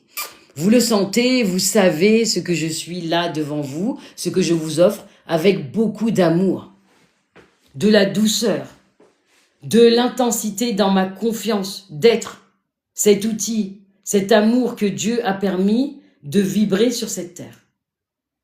Cette lumière qui vient comme pour éclairer et dire à chacun, nous pouvons tous y arriver. Nous avons le devoir d'être dans cet amour infini pour tout un chacun, pour être dans la grâce. On se le doit. Merci Gilda. Pour savoir, je mets toujours des parfums qui sentent la rose. Parce que la rose, pour moi, c'est... Vous savez, la famille, hein. Pour moi, c'est ça. Tapotez sur vos écrans, mes chéris, parce que l'heure avance. Nous allons aller vers des prières, nous allons aller vers des intentions que nous pouvons nous déposer pour tout un chacun. Nous allons aller vers ce qui est le meilleur pour tout un chacun dans son moment qu'il traverse là. On est au mois de décembre. Comme je préviens toujours tous ceux qui m'entourent, c'est du 1er octobre au 31 décembre. Nous sommes dans un passage énergétique, dans un passage spirituel qui est énorme. Il est intense. Il est une centrale de purification dont vous ne pouvez même pas mesurer la puissance. Du 1er octobre au 31 décembre, nous passons un portail énergétique qui est puissamment chargé pour épurer les espaces de chacun. Ça veut dire que dans cet espace que vous traversez, où tous les mondes s'entremêlent, vous êtes censé purifier, pacifier, grandir ce qu'il y a dans votre maison, nettoyer, même ce qu'il y a à l'intérieur de vous. Oh! Donc moi, je n'oublierai pas de célébrer l'anniversaire de quelqu'un le 25 décembre. Mouah. Et j'aurai une pensée vraiment particulière. Et quoi qu'il en soit, aujourd'hui, on est et on doit être conscient que cet espace-là, du 1er octobre au 31 décembre, il vous emmène à vibrer ce que j'ai toujours vibré moi, ça veut dire avoir confiance. Avoir confiance en demain. Avoir confiance en ce que peut être la vie quand on a la foi. Avoir confiance dans le fait que si je dois vivre des étapes de purification, de nettoyage, de mon espace de vie, tout simplement, merci Love, dans mon espace de vie, hein, de mon espace, que ce soit même au travail, que ce soit même avec mes amis, que ce soit même avec des personnes où j'étais en lien mais j'ai plus de lien. Cette période de l'année, ce dernier trimestre, quoi que vous en pensiez, tout le monde croit toujours « Ah, mais c'est parce que c'est la fin de l'année, on est tous bouleversés. » Non. Dans les vérités, dans l'histoire, si on remonte à des années-lumière, vous êtes dans un vortex qui dure 3 mois et qui emmène, par la force divine et heureusement, la purification de tous les espaces qui nous sont donnés de vivre. Donc si vous êtes vraiment dans cette force de foi, d'amour et de beauté, vous acceptez que Dieu purifie votre vie sur ce dernier trimestre et vous emmène de voir au mieux ce qui est, ce qui n'est pas, ce qui doit, ce qui ne doit pas, et puis aussi de vous corriger. Moi, c'est la période de l'année, je dois le dire, et c'est la réalité, hein, c'est la vérité. Il m'arrive de me reposer des questions, de me corriger dans des comportements, de pacifier, de purifier mon espace, et d'adopter une attitude qui soit salutaire. Ça veut dire même d'accorder des pardons et de m'accorder des pardons et de demander pardon aussi. Demander pardon à Dieu pour mes péchés, mes fautes, mes erreurs. Demander pardon pour peut-être des actions que je n'aurais pas dû commettre, que j'ai commis ou peu importe. Mais d'être dans une introspection qui soit purificatrice et en même temps élévatrice. On n'est pas parfait parce que personne n'est parfait. Même Clé, moi je suis pas parfaite. Je suis pas celle qui va venir vous donner des conseils parce que je suis issue d'une grossesse, alors oui, comme j'ai survécu. Attention, on n'en est pas là. Hein. On en est à une femme, parce que je suis plus jeune, j'ai 51 ans, une femme qui témoigne de sa vie pour vous emmener à voir dans son parcours ce qui vous est amené, entre guillemets, à vibrer, à sentir, à parcourir avec elle, pour peut-être vous aussi vous donner cette puissance, cette intensité, cette pulsion de vie plus tard, pour demain, pour dans 6 mois, dans 1 an, on ne sait pas. Pour que ça puisse commencer, que cette mécanique en vous, à l'intérieur, elle se mette en marche. Là est toute ma foi dans ces lives. Là est vraiment mon plus grand désir. Pouvoir servir à quelqu'un, pouvoir apporter ma petite pépite, ma petite étincelle à quelqu'un. De par mon expérience de vie dans la maltraitance infantile, dans les violences conjugales, dans le mode de survie que j'ai adopté, et puis dans mon métier, parce que j'ai été aide-soignante pendant 15 ans, et que même si aujourd'hui j'aide et je soutiens et accompagne bon nombre d'hommes, de femmes et d'adolescents, mon métier d'aide-soignante, il sera toujours là puisque il est ce qui m'a sauvé la vie aussi. Je n'ai pas choisi ce métier pour rien. Qui plus est, je voulais être une aide-soignante qui travaillait en soins intensifs, en soins palliatifs quand j'étais jeune. Et en sortant de l'école, aucune de mes candidatures n'a été acceptée parce qu'on m'a dit « vous êtes trop jeune ». C'est non, vous n'avez pas d'expérience. Je me suis dit, oh là là, mon expérience, c'est quand même ma volonté de pouvoir être accompagnée des gens. Et en fait, vous voyez, tout ça, ça a servi, puisque finalement, je me suis retournée vers le fait d'être une aide-soignante en réanimation. L'aide-soignante en réanimation polyvalente est partie en réanimation médicale et chirurgicale. Et puis après, hop, j'ai fait mon petit bout de chemin, j'ai performé. J'ai fait des formations sur la douleur pour performer au niveau des accompagnements. J'ai fait des formations sur les soins palliatifs pour accompagner en fin de vie. J'ai été performée pour pouvoir apporter aux gens le meilleur de moi. Donc je le redis, dans tous ces espaces que nous partageons, dans tous ces espaces que nous partageons à chaque fois dans les lives, le mardi, le jeudi et le dimanche avec Clay, il s'agit de partager la force de l'amour, la force de la foi, et de pouvoir prier ensemble pour grandir notre amour au sein de cette terre humanité pour tout un chacun. Donc oui, nous allons prier, mais merci. Nous allons tous nous donner la peine de tenir nos cœurs, d'être dans cette force inébranlable de l'amour. Parce que ce soir, nous allons lire un espace d'amour pour l'humanité tout entière et pour tout ce que vous êtes, vous aussi, au sein de ces lives, dans mon cœur, et tout ce qu'il nous est permis de vibrer par le cœur.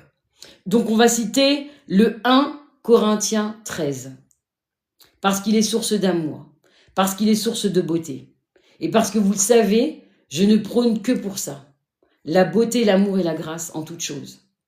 Parce que Dieu est grand, et parce que Dieu nous tient, nous accompagne chaque jour durant. L'amour est patient, il est plein de bonté. L'amour n'est pas envieux. L'amour ne se vante pas. Il ne s'enfle pas d'orgueil. Il ne fait rien de malhonnête. Il ne cherche pas son intérêt. Il ne s'irrite pas. Il ne soupçonne pas le mal. Il ne se réjouit pas de l'injustice, mais il se réjouit de la vérité. 1 Corinthiens 13. Amen. Sekine Hedeneteye. L'amour, encore et toujours. Parce que plus nous sommes dans l'amour, plus nous mettons notre foi en l'amour, et plus Dieu met une main sur nous, plus Dieu nous accompagne et nous accorde sa miséricorde.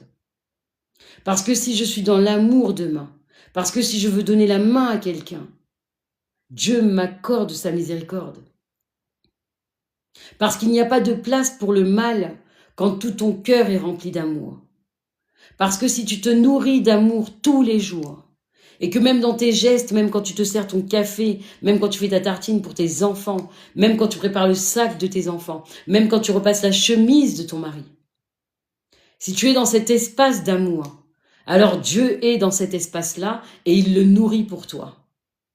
Et je vous le redis, l'amour n'est pas, oui, il n'est pas hypocrisie, il n'est pas envie, il n'est pas celui qui calcule. L'amour est d'une douceur inébranlable. Il est de pouvoir s'accorder de la meilleure façon qu'il soit, où qu'on soit, quel que soit l'espace où nous sommes, quel que soit le pays où nous allons. Dieu nous accordera toujours d'être meilleurs, si nous nous accordons à la foi, à l'amour et à la grâce. Et l'amour, il est de pouvoir être dans cette douceur, en tout temps, en tout lieu. Même si j'ai envie de crier, d'hurler et de dire vraiment des obscénités, eh bien je ne vais pas le dire, parce que je vais repenser à ce que si je sors un mot aussi violent, si je sors un mot dépassant tout entendement, parce qu'il en existe, des mots vraiment wow, qui peuvent glacer le sang de quelqu'un, alors l'amour va réguler mes mots pour me permettre d'être juste comme ça peut-être. Je vais peut-être exprimer une colère, mais cette colère va être amoindrie par ma foi et l'amour qu'il y a dans mon cœur. Et lorsqu'on sait que l'amour guide nos pas chaque instant, alors nous pouvons vraiment toujours réaliser que tout ce qu'il compte chaque jour, dans tous les espaces de vie que nous traversons, c'est de rester dans cet espace d'amour, avec pour seule motivation la lumière divine au-dessus de notre tête, la lumière divine qui pulse à travers nous, la lumière divine qui nourrit notre cœur chaque instant, cette énergie divine qui circule à travers nos veines. Et oui, mais oui, on n'a même pas besoin de se forcer pour ça. Hein, ça, c'est une vérité. On n'a même pas besoin de se forcer, ça vient tout seul, c'est naturel. Quelqu'un qui est dans l'amour, quelqu'un qui est dans la prière, quelqu'un qui est... Oui, ah, c'est ça, mais merci. C'est tellement beau. Ce passage est un passage extraordinaire qui devrait être lu à des mariages et des mariages, à des unions et des unions. C'est bien ce que j'ai dit. Corinthiens 1.13. Oui. Et j'aime ce passage de la Bible parce que il est vraiment comme un rappel à ce qu'est l'amour. Il est un rappel même pour un mari et une femme à savoir où est-ce qu'ils se situent tous les deux, même dans des moments d'encombre. On ne sait jamais. Donc je vous le redis, si parmi vous, il y a ceux qui se posent des questions, c'est la fin de l'année, il y a beaucoup de bouleversements, il y a des ci et des ça, plongez dans votre cœur. N'oubliez pas, encore une fois, ce qui vous anime. Par quel feu êtes-vous chauffé? Est-ce que le feu qui est ici, en votre centre, il est de Dieu? Ou alors, est-ce que ce feu, il est comme un peu refroidi et il perd son ampleur? S'il la perd, c'est qu'à un moment donné, dans l'espace du cœur, il y a quelque chose qui reste entravant la circulation de cet amour. Plongez et cherchez qu'est-ce qui entrave ici et maintenant cet espace. Puisque moi, avec tout ce que je vous dis que j'ai vécu, tous les malheurs, tous les encombres, la seule chose qui m'a à chaque fois tenu, c'est l'amour. En Pégin dit Ponmoun assez que c'est l'amour de la vie. Vraiment, hein, je vous le dis. Hein, je ne pourrais jamais dire à assez de personnes que c'est l'amour pour la vie, l'amour de la vie qui m'a tenu. Et pourtant, je suis née dans la mort. Je suis née dans la mort. Mais l'amour de la vie m'a tenu tellement fort, m'a donné tellement envie d'être là, de vibrer, d'être... que je ne peux penser qu'à ça. Cette foi qui est tenue par l'amour. L'amour qui tient ma foi. Donc à vous maintenant, je le redis, pensez-y. On a fait cette prière, on a partagé cet espace de la Bible ensemble. Ah oui, par contre, oui, mais merci. J'ai toujours été chrétienne et catholique. Non, j'ai été chrétienne et catholique et j'ai toujours eu aussi le cœur pour l'islam, puisque à un moment donné, je devais avoir 19 ans, je voulais absolument me convertir à l'islam. Et j'étais vraiment comme à la mosquée, hein, qui est dans le 5e, là, elle est tellement waouh que j'ai grandi en la côtoyant, en étant toujours à côté. À 19 ans, j'étais convaincue que je devais me convertir parce que, waouh, c'était pour moi ma voie, c'était comme ça pouvait pas être autrement. Et ça aurait pu être, c'était pas un souci. Et j'avais tellement de personnes et d'amis musulmans autour de moi que la religion musulmane me tenait, elle était, waouh, c'est trop beau, on est toujours tous ensemble, etc. Et puis le Christ a toujours été celui qui m'a sauvée depuis que je suis petite, celui qui m'a tenue, qui m'a permis dans les églises, dans les chapelles, de garder cette vie sauve en tant que toute petite fille, parce que j'allais à l'église depuis que j'ai 12-13 ans. Mes 8 ans, tout ça, où j'y allais avec ma grand-mère, c'était pas moi et mon vouloir et mon désir. C'était vraiment, là, mes 12-13 ans, si j'allais dans une église, j'avais envie, j'y allais. Et en fait, depuis cet âge-là, ça m'a pas quitté en fait. Bien sûr, il y a des évangélistes. J'ai des amis évangélistes que j'aime énormément et avec qui, quand je peux même échanger ou avec qui je parlais de nos foi, de nos croyances, mais j'ai passé des moments fous d'amour. Des moments vraiment fous d'amour en Haute-Savoie. Donc, pour moi, quelle que soit je dirais notre communauté par rapport à notre religion choisie et autres, nous sommes tous un, me merci. Ça veut dire que même si demain, on a un protestant qui est à côté de nous, là, et qu'on est avec un bouddhiste en face, et qu'on est avec un musulman en face de nous, puisque moi, dans ma famille, je vous le répète, la famille, ne l'oubliez surtout pas, moi, je suis qu'est-ce qu'on a fait au bon Dieu. J'ai un enfant qui est bouddhiste, j'ai un enfant qui est musulman, et j'ai 2 enfants catholiques. D'accord? Donc, quelle que soit notre confession, c'est pas on se regarde, on est là, non, non. On est ensemble, la famille. On est ensemble. Merci, Love. On est ensemble. Et pour moi, c'est le vivre ensemble et être ensemble qui est une puissance sur cette terre humanité. C'est pas ce que les gens font des guerres et ce que les gens font de la vie. Donc si vraiment vous êtes dans cette foi inébranlable, et si vraiment vous êtes, comme je le dis si bien, puisque la foi ne suffit pas, il faut être dans l'amour. Si vous êtes dans l'amour et que ça nourrit cette foi, alors vous êtes des personnes qui êtes vraiment comme dans la grâce et la beauté. Vous êtes dans la grâce et la beauté. Oui, j'ai vu votre message, mais merci. C'est parce que j'ai déjà été et j'ai déjà participé à une messe avec mes amis évangéliques et à une messe avec mes amis protestants, et c'était pas du tout dans des mêmes espaces et c'est pas la même dynamique. J'ai été dans des messes protestantes sur des grandes matinées à Genève, et c'était pas pareil qu'en Haute-Savoie, les moments que j'ai vécus avec les évangéliques. Donc c'est pour ça que je cite toujours les deux, en voyant les 2 sphères que j'ai vécues, qui n'étaient pas pareilles à ces moments-là. Voilà. Mais donc pour vous le dire encore, alors la famille, on est une famille.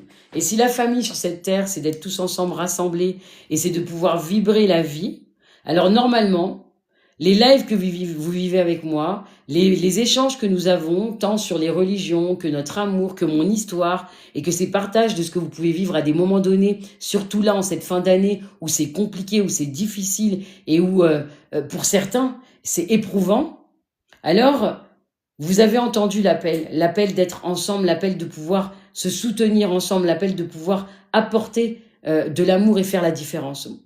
Moi, je le répète, je serai toujours là pour faire la différence, pour vous apporter un petit peu de moi, pour partager avec vous mon histoire, et pour que cette histoire, elle vous permette de faire un petit peu, je dirais, taire à la fois les souffrances, les questionnements, et ce qui n'a pas sa place, et que ça vous apporte du baume au cœur, que ça vous apporte un petit peu de renfort.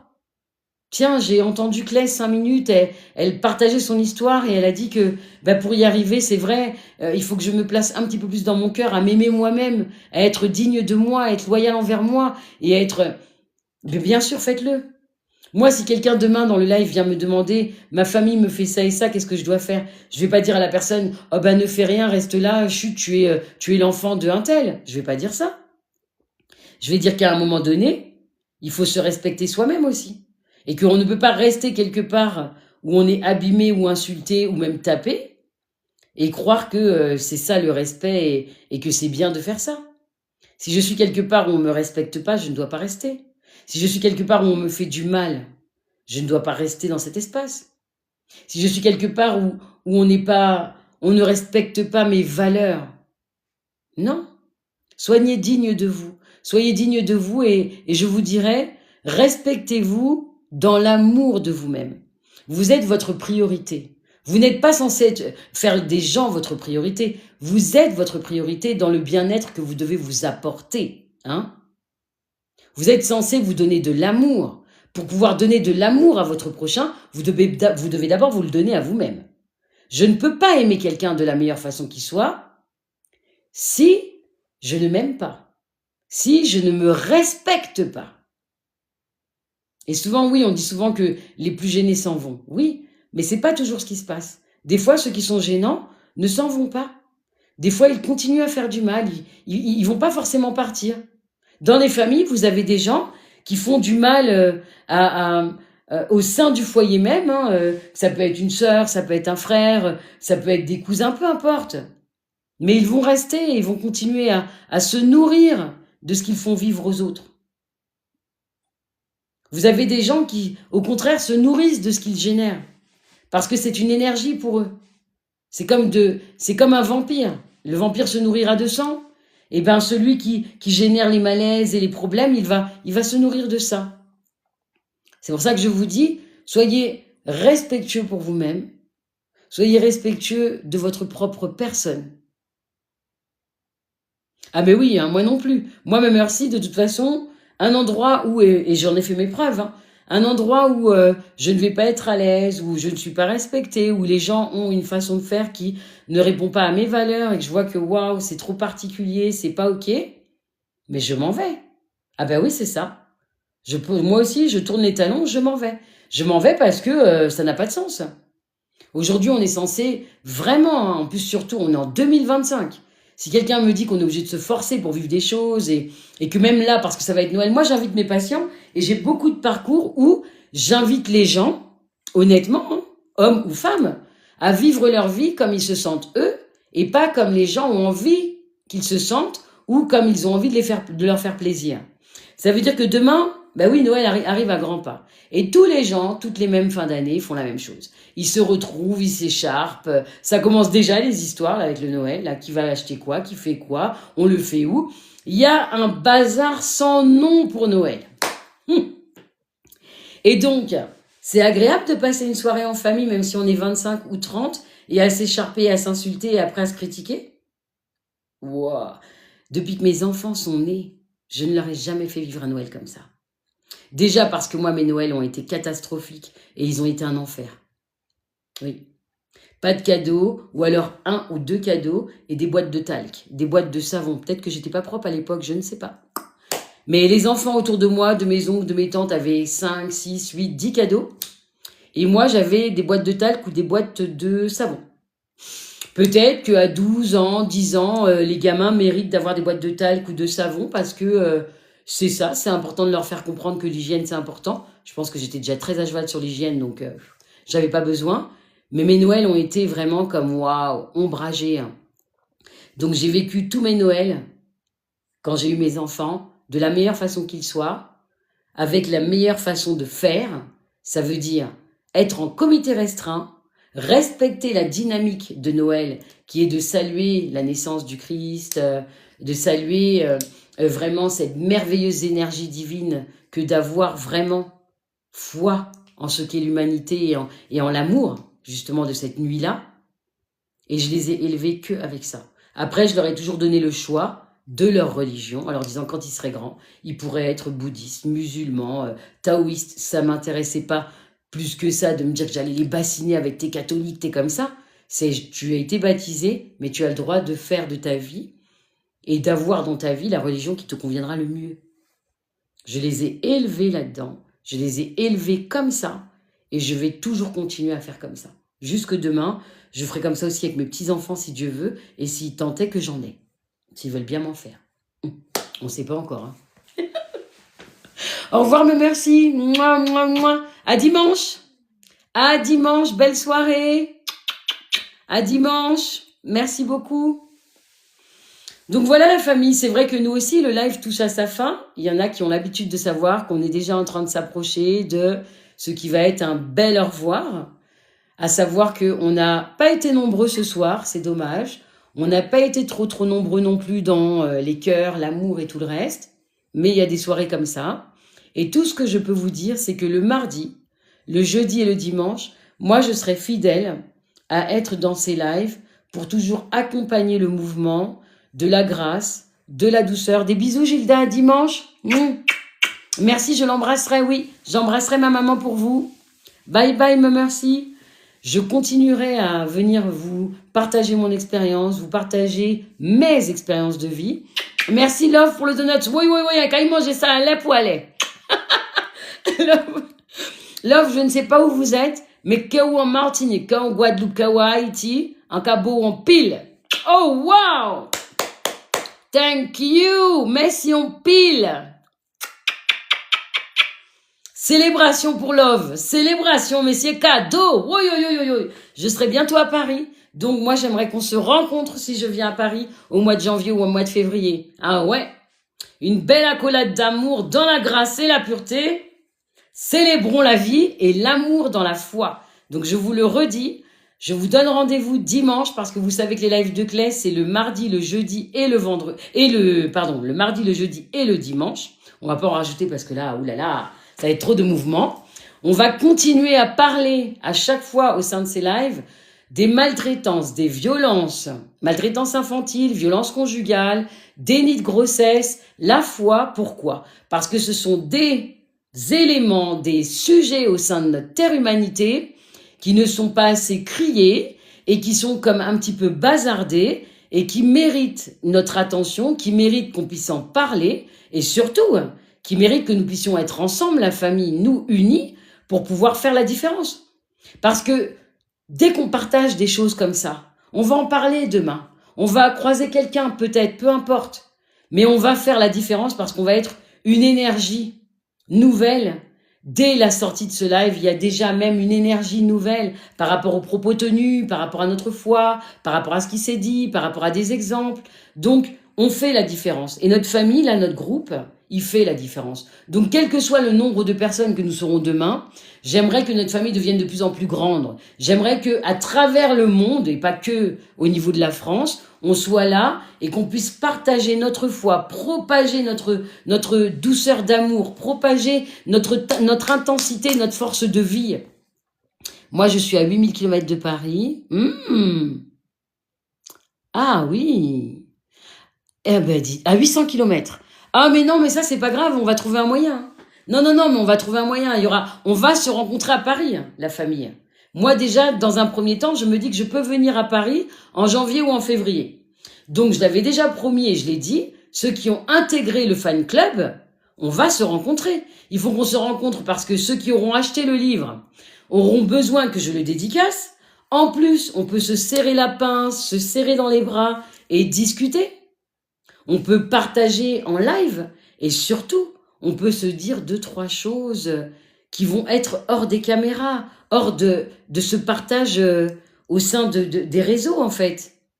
Donc oui, moi, je veux venir à la rencontre des personnes qui me suivent. Je veux venir à la rencontre de ceux qui auront envie demain d'avoir mes mots en face à face, d'avoir ces mots, mais de façon vraiment vivante et pas à travers un écran. Donc le fan club, il est là pour ça et je vais le faire vivre pour ça. Et je suis heureuse de pouvoir participer à tous ces espaces de vie qu'on partage ensemble parce que là est notre motivation à tous, c'est la foi et l'amour.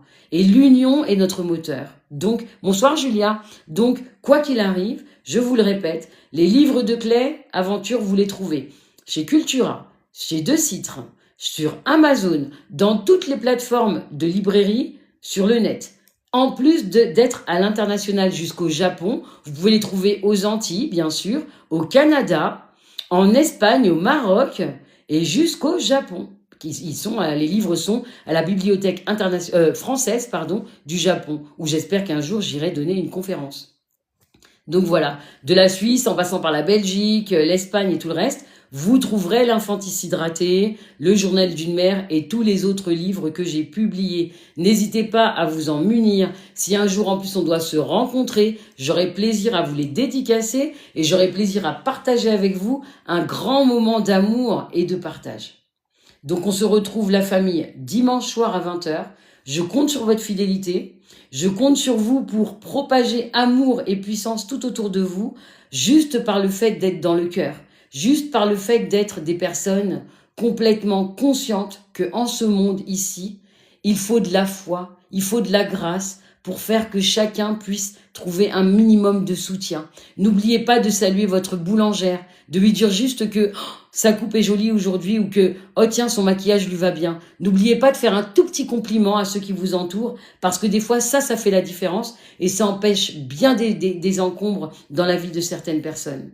Juste un petit témoignage, une petite félicitation, juste un petit compliment, ça fait la différence. Osez faire un petit truc à quelqu'un. Et à vous, les soignants, ceux qui ont suivi ce live, et à toi, aide-soignante, je te remercie d'avoir été là et je te souhaite beaucoup de courage pour tout ce que tu traverses et tout ce que tu fais si tu es encore dans les soins, dans les hôpitaux. Je t'embrasse et je salue ton courage parce que moi, j'ai changé d'espace, mais je salue toujours le courage que vous avez parce que c'est mon métier premier et j'embrasse vraiment et j'honore toute la personne que tu es dans toutes tes dimensions par rapport aux difficultés que vous traversez au sein des hôpitaux. Vous êtes des êtres exceptionnels et c'est eux qui savent pas ce qu'ils perdent en voyant comment ils vous traitent. L'État ne sait pas ce qu'il fait.